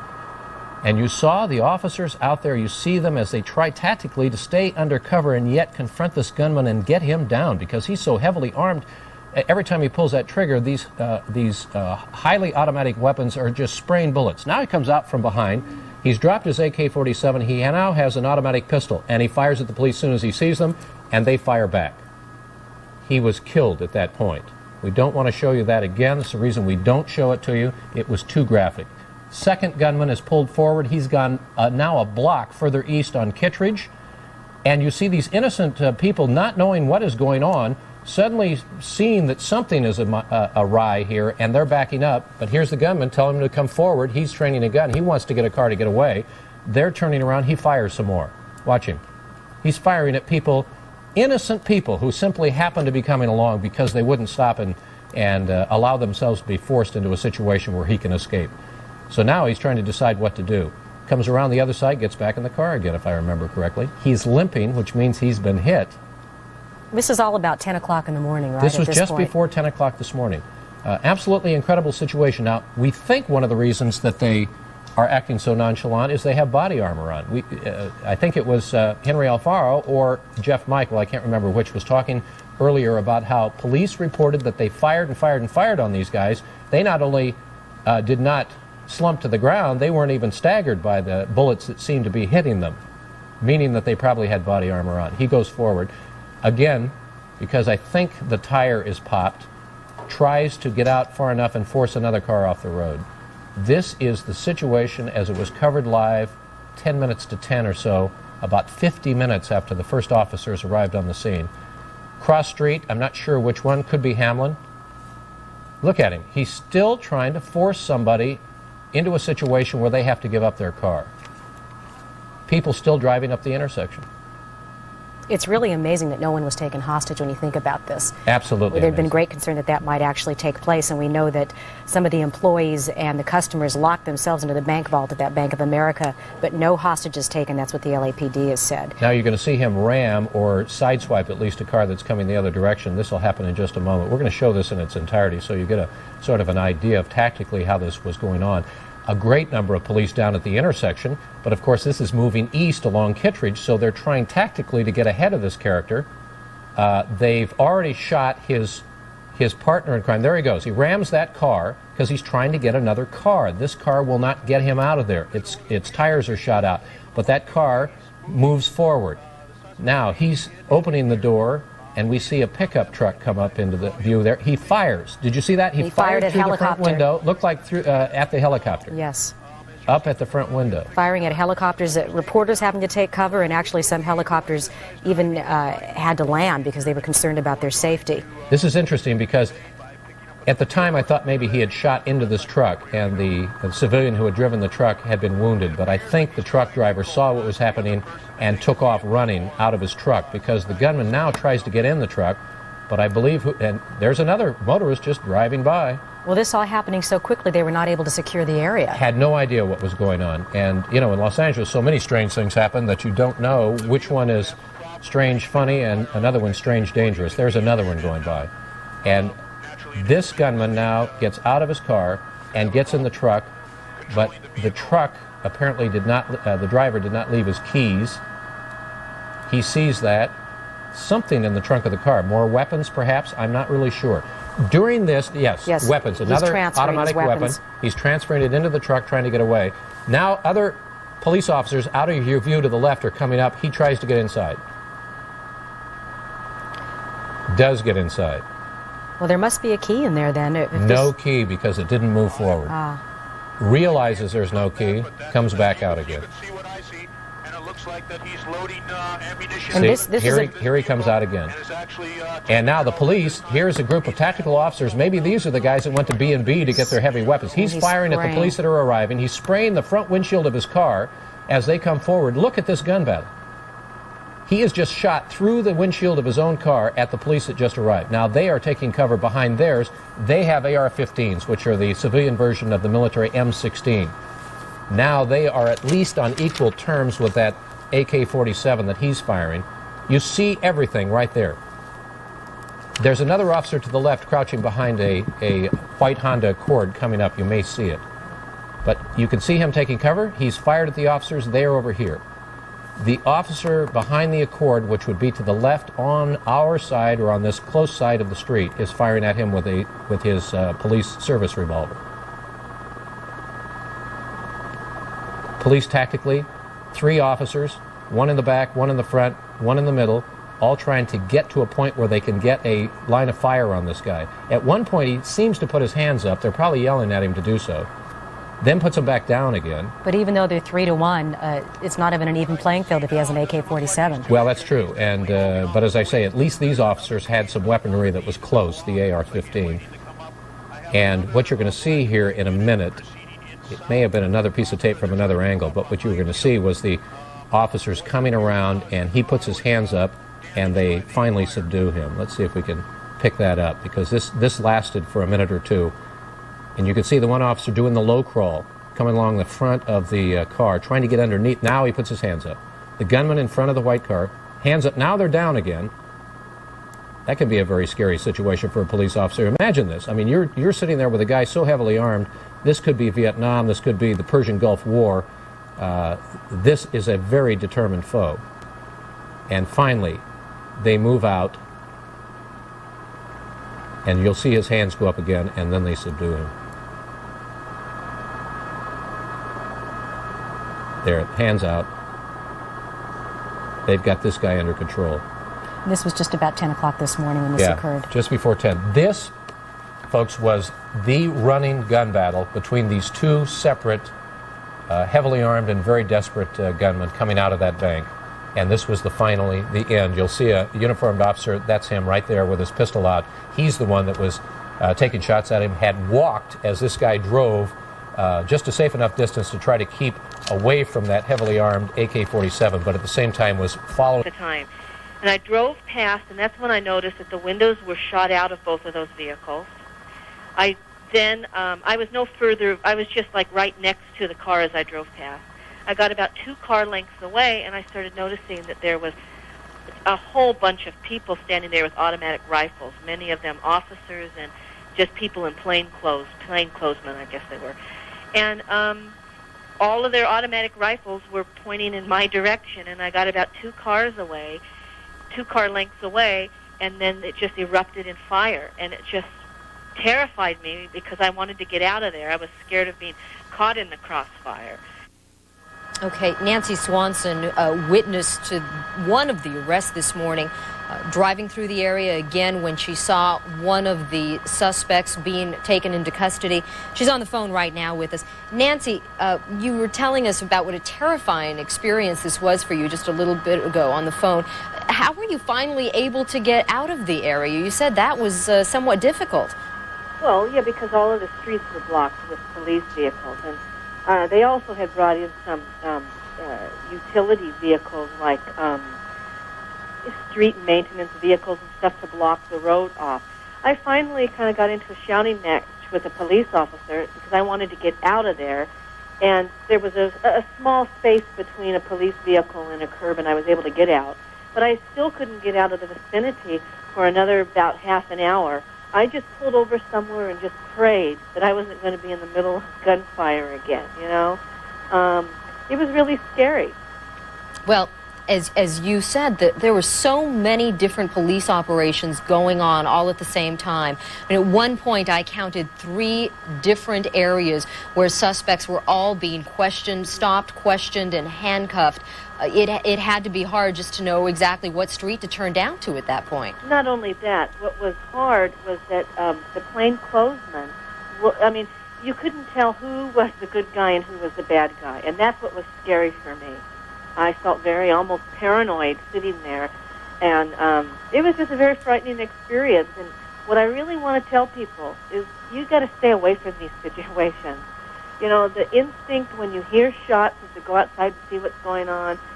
I'm an example of being someplace. I'm really lucky that I wasn't in the middle of that, you know, and didn't get hurt because of it. But it's really scary to be in the middle of something like that, and they should stay inside, not go out and try to see what's going on. And you said you wound up there knowing that there had been a bank robbery, but thinking that it was almost over.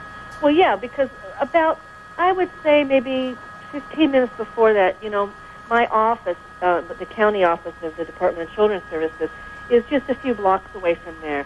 And another worker had heard about the bank robbery. And when anything is going on in our area, or even in the region, which is the San Fernando Valley that us social workers work in, we share it with one another so we stay away from troubled areas, because we have to worry about our protection because we're going in and out of people's houses all day long.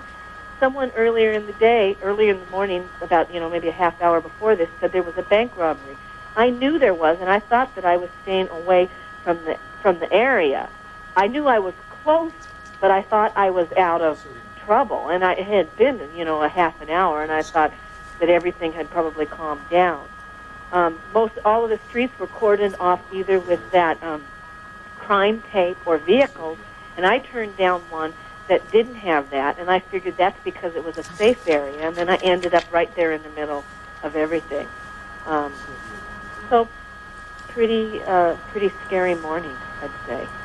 Okay. Thank you so much, Nancy Swanson, for joining us, a social worker who just happened to be driving through the area on a call at the time and wound up seeing some things up close and personal that she would just rather not have witnessed at all, an arrest and a shootout. Okay, our David Goldstein is standing by right now in the area. David, I believe you're at the command station in North Hollywood. Is that correct?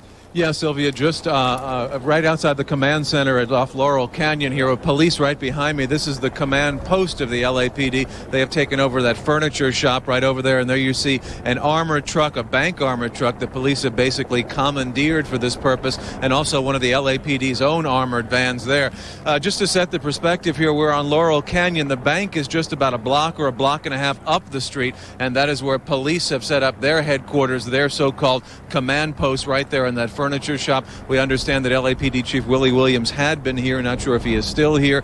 Commander Tim McBride, LAPD official spokesperson, is inside there and has and will be coming out periodically to let us know exactly what has transpired.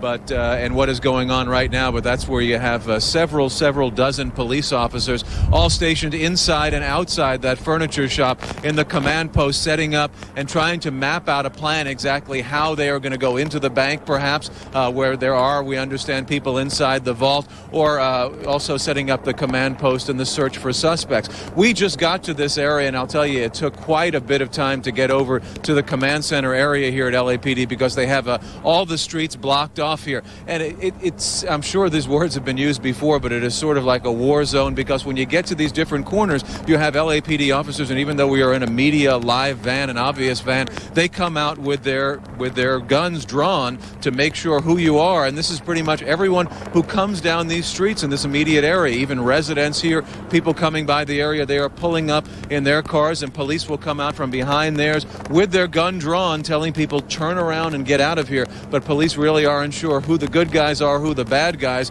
because they still believe people are around, some of the suspects around, or at least one. So they are being very careful here. But inside the furniture shop right down the street, about a half a block, that's where the LAPD top brass are mapping out exactly what will be going on, how they are going to deal with this situation, and certainly how they have been dealing with it for the last 2 hours or so. We are standing by here. We certainly expect to have some kind of word from the LAPD spokesperson in just a little while. They're going to give us some periodic updates on exactly what has transpired and what police are setting up and how they're going about to do things. Sylvia, back to you. David, if you would stand by just a moment, I want to talk to you. But first of all, I want to tell our viewers that that picture you're seeing in the top left-hand corner of your screen is Sherman Way in the area. And as you can see, there is a whole sea of police units and police. The area is just swarming with officers right now. We can't tell you exactly what's happening right now, but we had reports.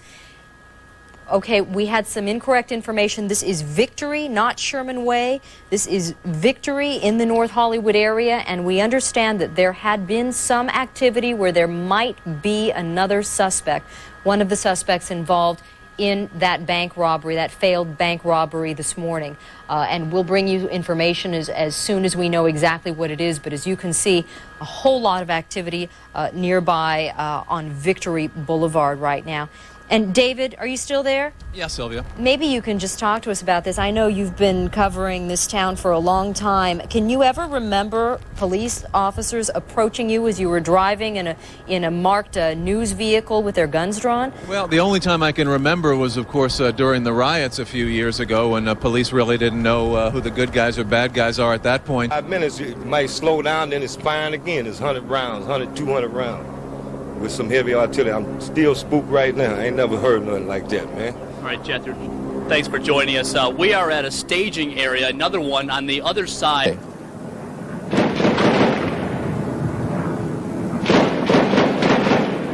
Unbelievably, 2.5 hours after the first gunshots, you're hearing rapid automatic weapons fire somewhere in the vicinity of this shot on Laurel Canyon Boulevard. We don't know where it's coming from, but there's no mistaking the sound of gunfire as our cameraman is trying to locate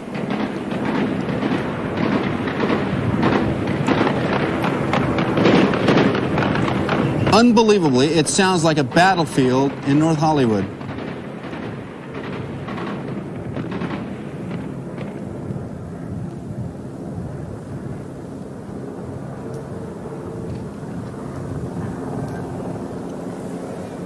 Back live to Skycam 5.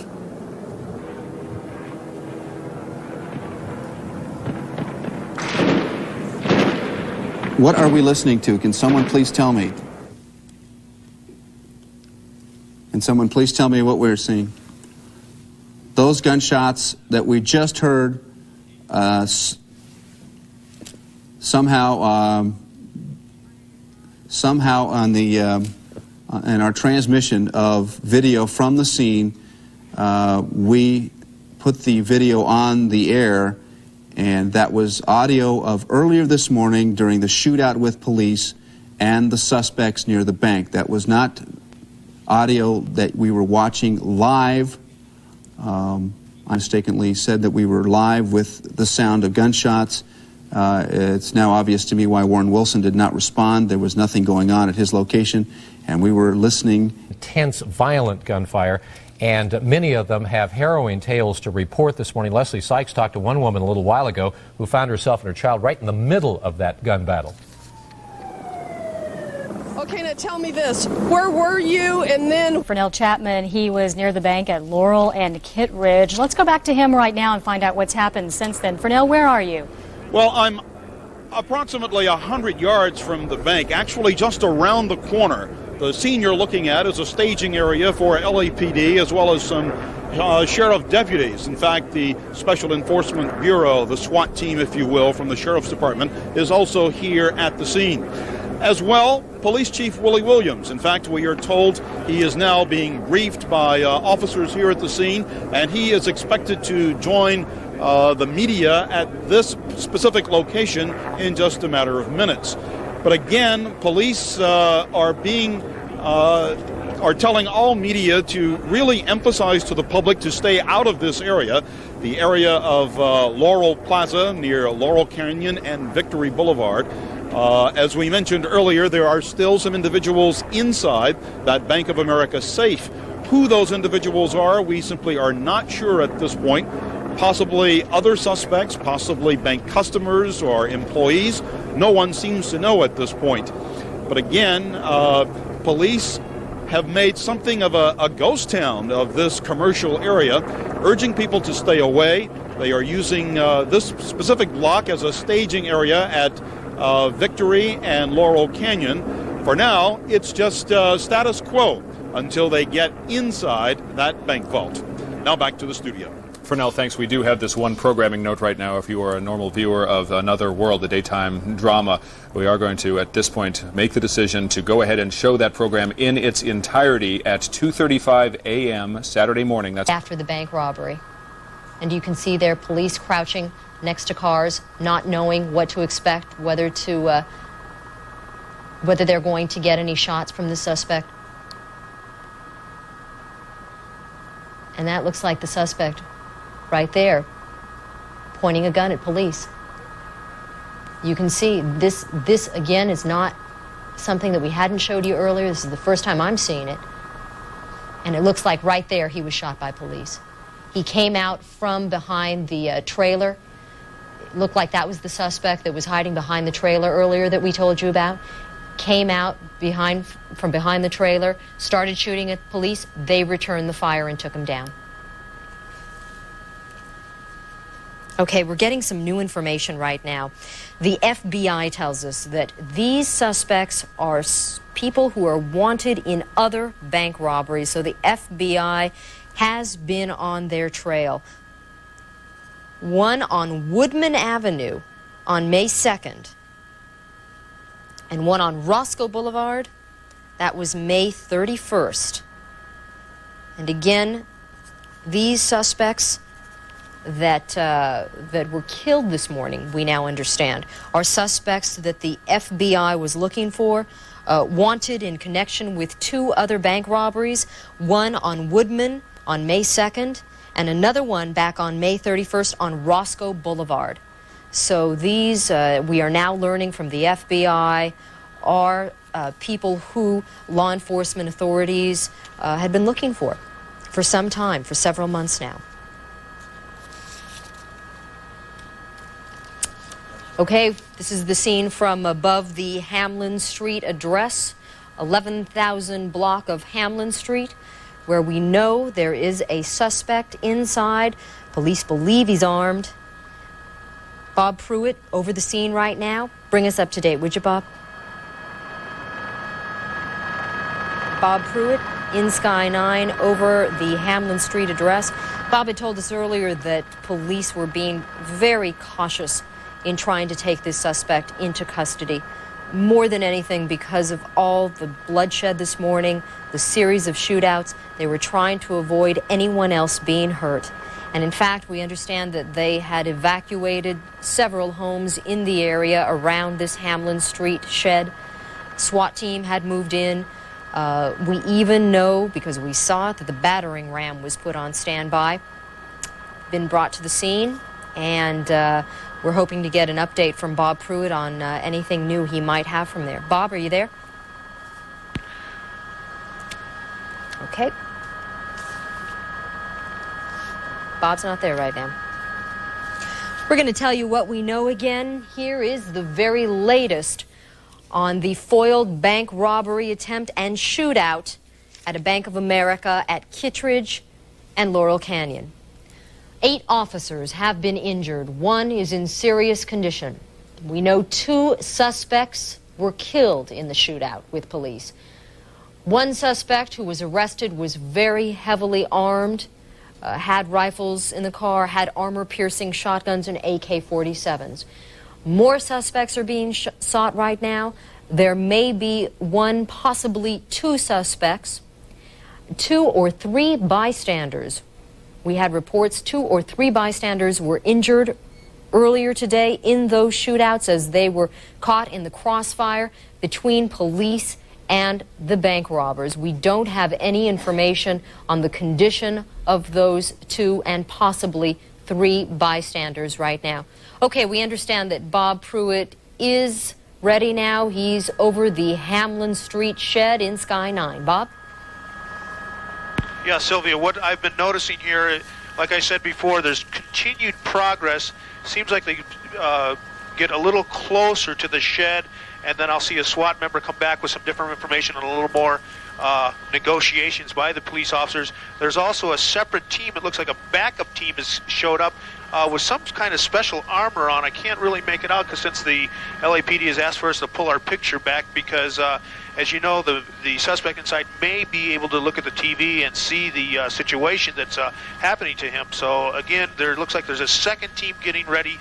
And from what I've heard from the LAPD is that you just have no idea what weaponry this suspect would have, and they're being extremely cautious. It's probably one of the most intense moments for the LAPD's history.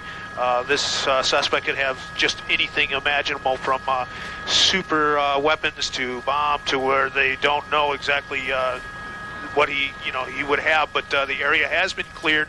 The houses around. What was very difficult is to clear on a complete apartment building behind this shed.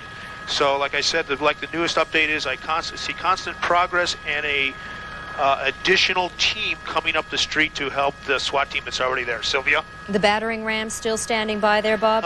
The battering ram's still standing by in the same location it was before. And at what point in your experience would they finally bring that in, after they've exhausted everything else? Well, not exactly after they've exhausted everything else. The battering ram is a very advantageous piece of equipment to sometimes use as the first line of defense. So it depends on the situation, but I don't think it would be after the resorting for the last resort. Okay, Bob. Thanks for that update. And if you've just joined us, a series of police shootouts with armed, suspected bank robbers has killed 2 people, injured several others. Our Randy Page is live outside Northridge Hospital with an update on the injuries. Randy? Sylvia, here is the latest information we can give you. According to the city fire department, 8 police officers have been injured today. 2 or 3 bystanders also shot or injured, and 2 suspects are dead. Now, here at Northridge Hospital, 3 of the officers were brought here. 1 in serious condition, 1 in stable condition, and 1 has a gunshot wound in his shoulder. I'm told he may be released later today. We're also told that an officer in serious condition was brought to Holy Cross Hospital. He was shot once on his right side and once on his left forearm. And also North Hollywood Medical Center has 4 people, 2 bystanders and 2 police officers. All of those people are listed in stable condition.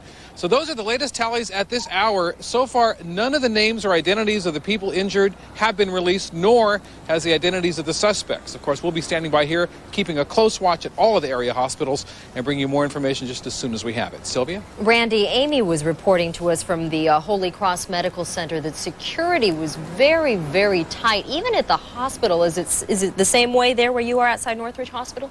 Yes, it is, Sylvia. LAPD cars are coming in and out without any problem, but but there's an extremely increased security presence here at the hospital. We are reporting from across the street.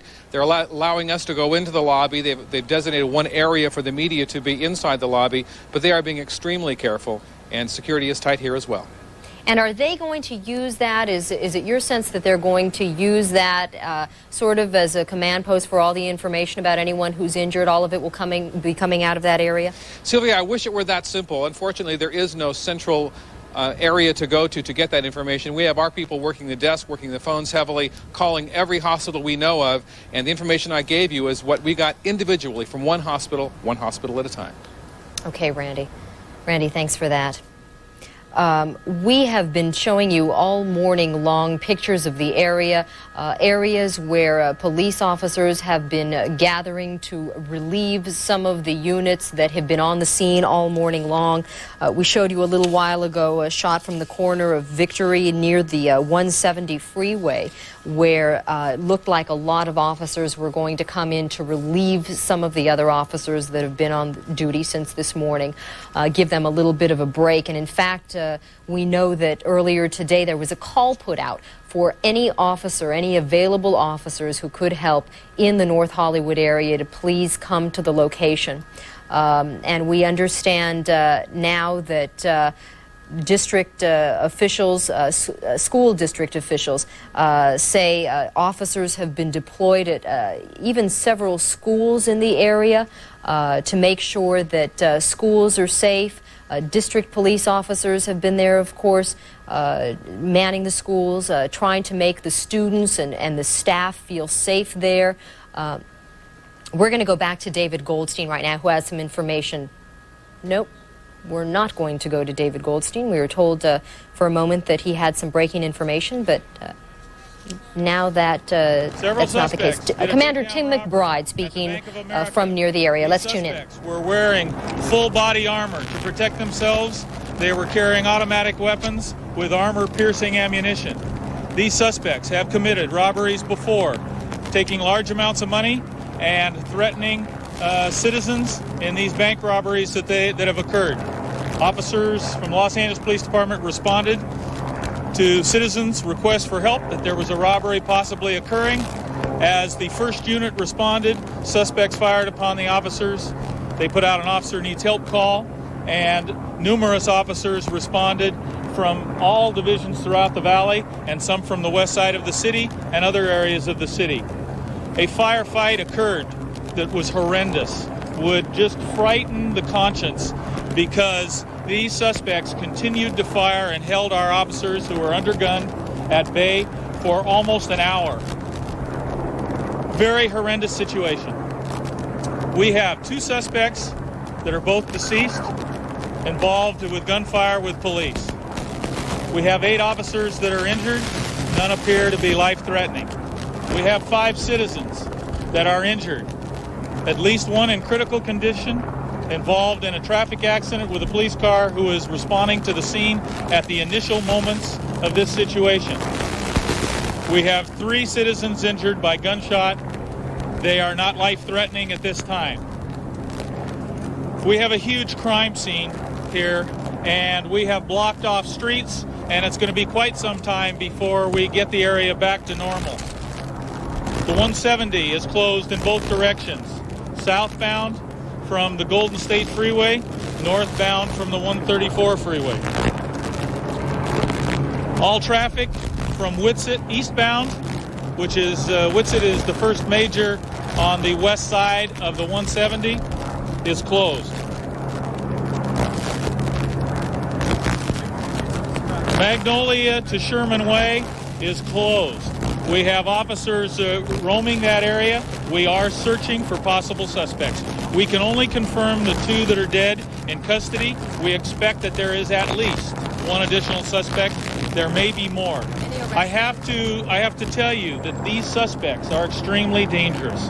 What we ask the citizens to do is to, if they're inside the perimeter that I have just mentioned, that's Magnolia to Sherman Way, from Colfax to Whitsett, to stay in your homes.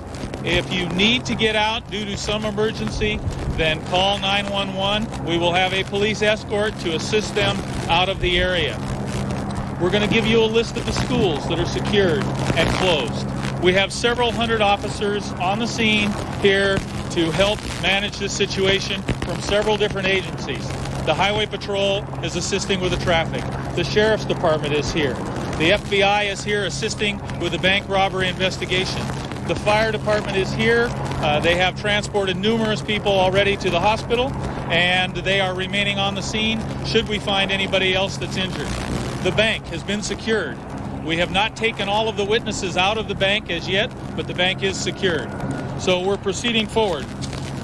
Are there any of the patrols inside the vault? The bank is secured. We have people in custody. Let me give you the names of the schools that are closed. Satakoy Elementary, Kittredge Elementary, Coldwater Canyon School. I can't read number 4. Monlux. What is it? Monlux.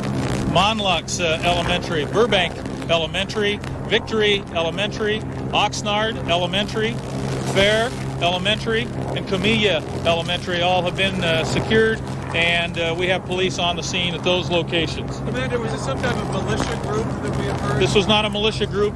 These are brutal killers that are robbing and taking the people's money that was deposited in those banks. How many?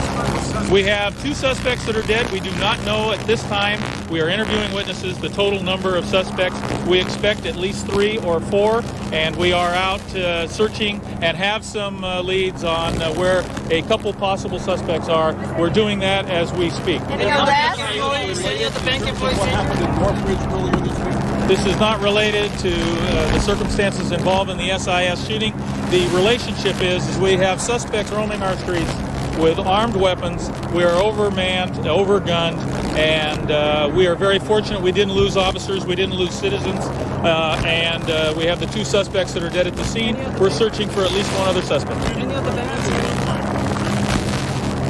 These suspects are male Caucasians. That's all I have at the moment. Any arrests made? Have there been any arrests? We have made no arrests. We have 2 suspects dead. We're searching for at least a 3rd, possibly a 4th suspect. Are they known to have been robbers before? Yes, they have robbed banks prior to this occurrence. Can you tell us if any other bank employees that were injured? We have 3 citizens injured by gunshot wounds from the suspects. We have 2 citizens injured in a traffic accident. We're not releasing the names of anybody at this time. Any of those are bank employees? No, not to. I'm not sure, frankly, at this time. Has there been any vandalism? Vandalism? Yes. Individuals. We have several hundred officers here. There have been no reports that I'm aware of any vandalism. All the citizens are cooperating.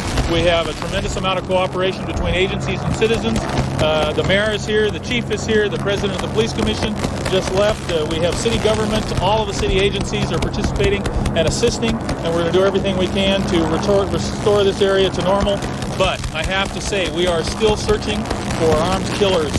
Can you tell us if the police were here staking out the bank ahead of time? The police were not here staking out the bank ahead of time. As I've said several times, we responded to citizens' pleas for help that there was a possible robbery in progress. And what happened?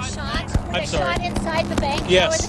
The suspects opened up inside the bank and outside the bank. If anybody that lives in this area needs to get in there, how can they go into their homes?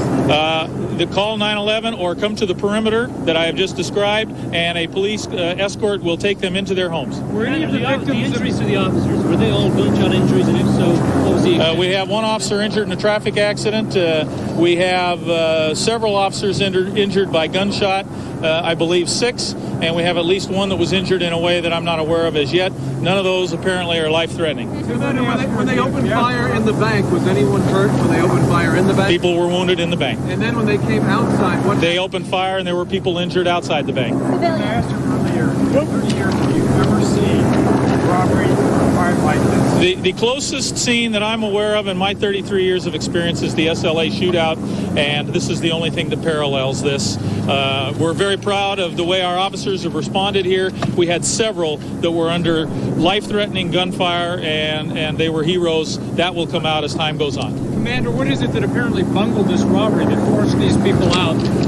Somebody called the police. We had an officer right around the corner. They responded immediately. And what prompted them to shoot inside the bank? These are brutal killers. Investigators that have followed these suspects have expected the fact, because they walk in with full body armor, with AK-47s or automatic weapon fire. They expected that this might happen. We had not identified the suspects, and because they haven't hit in numerous months, and now we've had this terrible tragedy here today. Commander, are you able to say whether or not these are just the ordinary bank robbers, or were these people organized? These are very organized, brutal bank robbery suspects. They're killers. I thank you all very much. We will be back again. They may at a later time come back. Can you review them?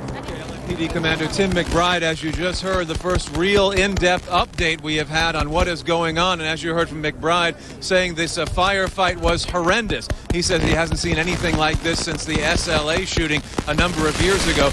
And unless we're losing our signal here, I think we sound like we're okay. Just what he was saying, just to recap, Commander McBride saying 2 suspects are dead, 8 police officers injured, but none of those life-threatening. 5 citizens were injured, some of them in traffic accidents, 1 critical. 3 citizens injured, gunshot wounds, none of those life-threatening. 2 suspects are dead. They are still searching for at least 1 additional suspect. And as you heard from Commander McBride, obviously armed, obviously very dangerous. Police were certainly outgunned in this situation, automatic weapons, and as the commander said, a horrendous firefight that happened here, something he hasn't seen in many, many years. Sylvia, back to you. Okay, David, thanks for that. We certainly have a lot more information after that briefing right now.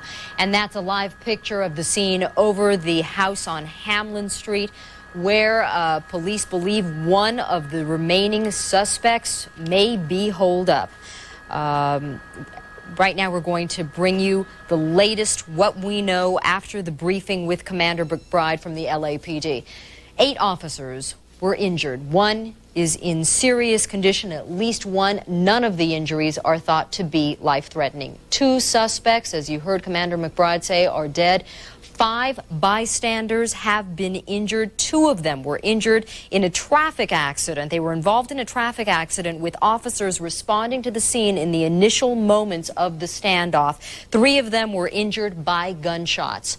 5 residents should still stay in their homes right now. In fact, Commander McBride said that if you absolutely have to get inside the area or out of the area, to please call police, and police will escort you in or out of the area, and that's only for people who live there. Some other information that we got from that briefing: the mayor is there, the chief is there. 170 is closed, as we reported earlier, in both directions. Much of this area is closed, so they're asking people to please stay away if you possibly can. Don't go in there. You probably won't be able to get in there even if you try to, because police aren't letting anyone in. Several agencies have responded. At least 100 officers are on the scene. Officers from the CHP, from the Sheriff's Department, from the FBI, and of course, Fire Department. All of them are there on the scene.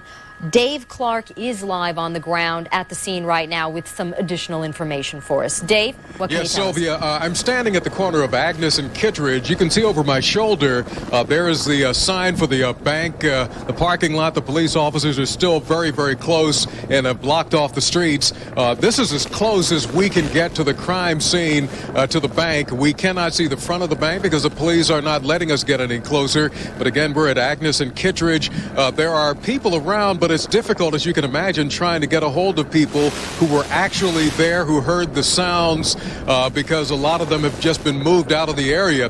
Earlier, though, we did let you hear something from a woman by the name of Nancy Swanson, who was right around in the heart of the situation when the shots were fired and a lot of the action was taking place.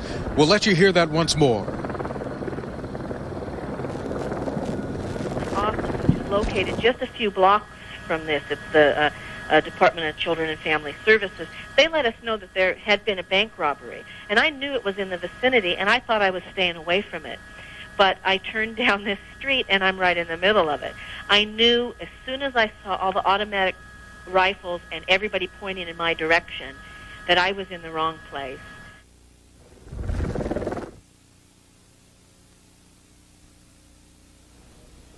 Now, again, that is what you're looking at is right down the street behind me.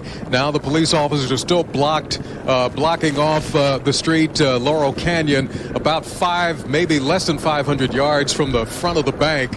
The choppers are still overhead. Most of the people who are out here on the streets right now, and there are very few of them, were not directly in this area when all the shooting took place. Earlier, I talked to a man, and I'll have that tape here a little bit later on, a man who had just come to work about 9:30. He was telling me about ducking under tables and so many shots being fired. We'll get that information for you a little bit later on. As for right now, in the general vicinity of the bank, the police have just shut this area down as they try to secure it. We'll try to get more information and talk to more people who were actually there for you and bring it to you as quickly as possible. Reporting live just off Laurel Canyon and just a few yards away from the Bank of America, I'm Dave Clark. Sylvia, back to you. Dave, we heard Commander McBride say that the bank has been secured now, but he didn't offer any more information about that in response to a question about some people who locked themselves inside a vault or who got locked inside a vault. Do you know anything else about that? No, I don't, Sylvia. Just to be honest, I don't. And again, I had just moved away from the scene where Commander McBride was, so I can't fill you in on that information. And they're just not letting us get any closer so that we can get a peek or pick up some more details right here at the scene. I just don't know, at least not right now. Okay, Dave. Just to recap, we had 5 or 6 people who were locked inside the vault. We had heard earlier that they were going to be let out. Now we understand from Commander McBride that the bank has been secured, so that presumably means that those people are out of the vault. We have a witness on the phone right now. Dr. Jorge Montes is on the phone right now. You were in a dental clinic where some of the police took shelter. Is that correct, Doctor? Yes, well, it's my own private practice, and we are directly across the street from the Bank of America. And we're on the second floor, and we have large windows in the front, so we get a panoramic view of right here in North Hollywood and the bank in front of us. And it was one of my dental assistants, Miriam Luna, who had first noticed that there were police officers trying to hide one of the business owners of the locksmith. And so I went to the window, and my other dental assistant went to the window, Magda, and started saying, look, there's cops over here. And so we started noticing there were more cops, and noticed that some were plainclothes cops and some were uniformed cops. And the uniformed cops started to go through the parking lot across the street from the bank, trying to get people to get undercover, get out of their cars, move behind walls, anything they can. And so we're looking at all this, and in noticing that the helicopters coming, the streets were blocked off, one of the suspects came out of one of the doors and started shooting randomly at the police officers in their cars at the intersections and also across the street here to our dental office. And we could hear bullets hitting the building. That's when we ducked for cover, and we started getting out of the way. Now, Magda is the one that noticed where the suspect came out, because there's a dark background, and the suspect had a ski cap, and it was all dressed in either navy blue or black, so he blended in pretty good, but you could see the puffs of smoke coming from the automatic pistol, and it was just shooting randomly. Then went back in for a while, then came back out, started shooting some more, and then on the other door, another suspect came out and started shooting from there, also randomly. What was surprisingly to us is that the suspects were shooting, and there was nobody shooting back. And the suspects were just standing. They weren't ducking. They weren't looking for cover or anything, and they're just shooting. Well, we kind of went for shelter, and then we went back again because the shooting kind of stopped. When we were noticing some police officers that were behind my van in the parking lot, they were shooting. Everybody started shooting at this time. Now, because we're on the second story, I figured nobody's going to be shooting upward, so I stayed kind of watching.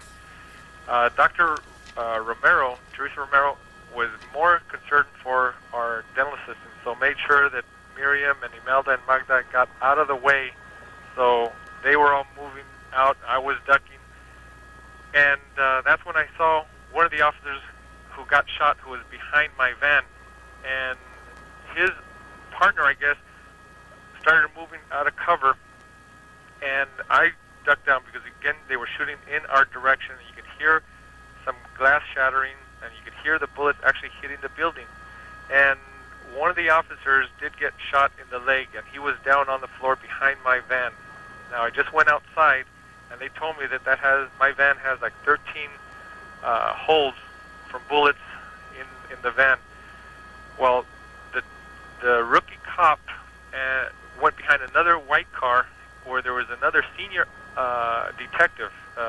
He wasn't with a uniform, and I could see that they were shot because there was blood on his face, on the rookie cop, the uniformed cop, and the senior officer detective was holding his ankle, so I could tell they were both hit, and I could see the guy behind my van was holding his leg, and there was bleeding around his kneecap, somewhere on his thigh or knee, somewhere around there.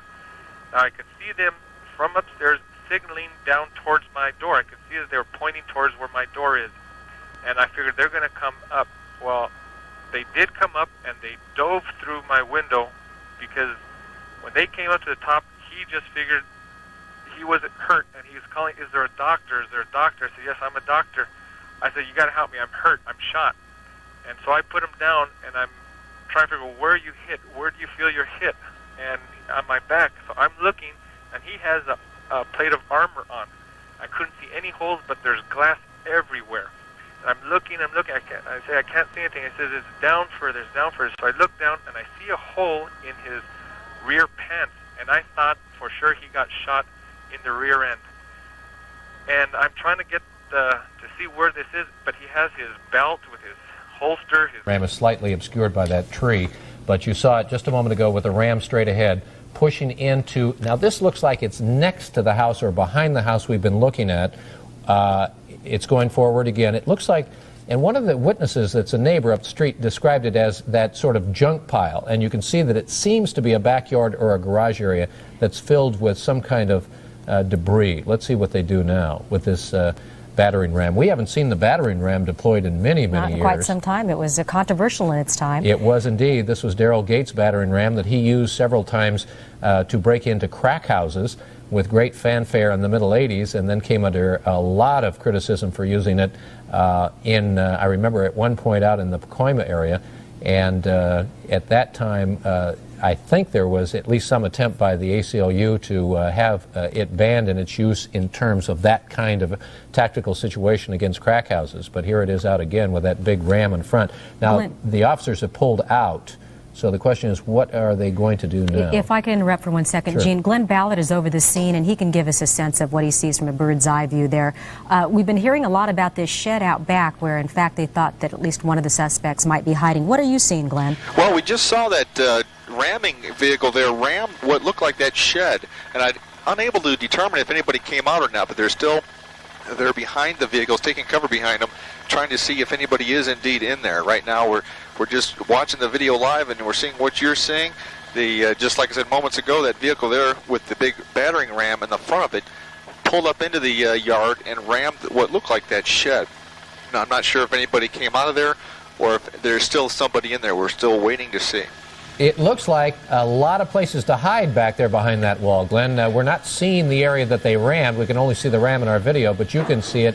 How big an area is it, and how much debris or material is there back there?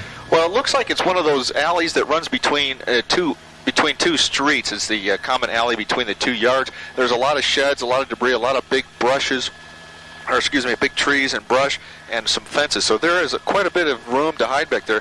We can't show you a better picture because the police department has asked us not to show that. So we wouldn't want to give away the position of the tactical personnel there. Okay. But I can tell you there is plenty of places to hide back there. Yeah, I can imagine. And, you know, the SWAT team trains so deliberately all the time, but I could almost guarantee they've never trained in a tactical situation that puts them basically having to go through a junkyard or a yard filled with trash and things that neighbors have thrown out. of the little area that we can see there, it looks like a very difficult tactical situation. Yeah, there's absolutely limitless places to hide back there. It could be anywhere, and with these suspects with the weapons they have, you have to be very careful. Yeah, absolutely true. And we're looking, I don't know which street we're seeing that the Ram is on itself, but we're in the area of Radford, which is between Hamlin and Kittredge. That's about 3.5 blocks away from the Bank of America, which was the bank that was the subject of this takeover robbery at 9 o'clock this morning. This would be behind the house, wouldn't you think, Jim? I would say it's either because behind or it's at the side. I can't tell by the look that we're seeing here. It's a view we haven't seen prior. At least I hadn't seen that sort of yard with all the refuse or whatever you want to call it. Looks like tires and wood and all kinds of things back there. So if that's where a gunman ran and dodged into that material, you'd almost have to go in there with a bulldozer. Battering ram may not be big enough or have a big enough blade to move it around enough to really force somebody out of there, unless you just want to sit and watch it for a while until somebody gets hungry and comes out. But that's not really the way you do things in a confrontation like this one, particularly with a suspect that we believe is heavily, heavily armed. Yeah, Jeannie, you can see there we've got a little better view of the area where they rammed there. You can see all the garbage and stuff inside those that fence there. I'm not really sure what that is, if that's some type of garbage dump area or what, but you can get a little better view of all the garbage back there and all the different places the suspect could be hiding. Was there a roof on that prior to the time they rammed it, or was it just the block wall? Well, it's hard to make out from here, but yeah, it was like one of those metal portable sheds, and basically the battering ram went right through the shed, and it did collapse around, and it's part of that pile of garbage you see there. And they probably have, tactically, they have some people up on roofs with high-powered binoculars, and they're looking down to see if there's any movement now in that rubble once the battering ram went in. I would guess that what they're doing now is they're just sitting back waiting for an evaluation by those observers to try to figure out whether they dislodged anybody and he was forced to move or to get out of the way of the battering ram or the debris that would be falling. But again, that's just speculation at this point. Glenn, are you seeing any sign of movement there other than the battering ram? We can't see too much from this angle for us, but any sense that there might be somebody in there made any movement at all? No, we don't see any movement either. I think they're just waiting, and I think time is on their side here. This is just one of the many locations around the North Hollywood area that they're going to have to clear, making sure that the suspect isn't there. We're not getting any movement here either. We just have to wait and see. I guess they have time on their side. Like I said, they just have to. They knock down the building. They'll wait and see if the suspect is in there. Yeah. Certainly from what we've heard, Gene, this is more than just one of the locations. We do actually believe there's a suspect in there, and that has come from information given by one of the residents that supposedly someone was seen running into that area. Yeah, so, but it shows the difficulty that police have in that entire perimeter around the bank, which has been expanding as we've gone along the last 2.5, 3 hours or so, that they are really having to search the whole neighborhood. This is the area they have specific information. They feel one of the gunmen that escaped is inside that area that you see right in front of you, but they don't know exactly how many gunmen were involved in the takeover robbery. And, of course, they're interviewing bank customers to try to get that number, and they can start eliminating people and begin to feel how many may have gotten away, how many may still be in the neighborhood. But this is as we've said over and over, a house-to-house situation, a yard-to-yard situation with hundreds of police officers, as Tim McBride mentioned a little while ago. The perimeter, by the way, that police are now manning and feel that they have to secure probably before the sun goes down tonight. It may take that long, it may take longer, is Magnolia on the east and Whitsett on the west, Sherman Way on the north, and Colfax, all the way down to Colfax on the south. So that includes a big swath of North Hollywood and Universal City and all the way into the edges of Studio City. And so that is the area that police tactically have cordoned off. The 170, the Hollywood Freeway, is closed. And the schools in that area, and there's a long list of them, I'll mention it, a lot of mothers and fathers very concerned about their children. Burbank Elementary, Coldwater Canyon Elementary, Irwin Elementary, Fair Elementary, Kittredge Elementary, Lohman Special Education.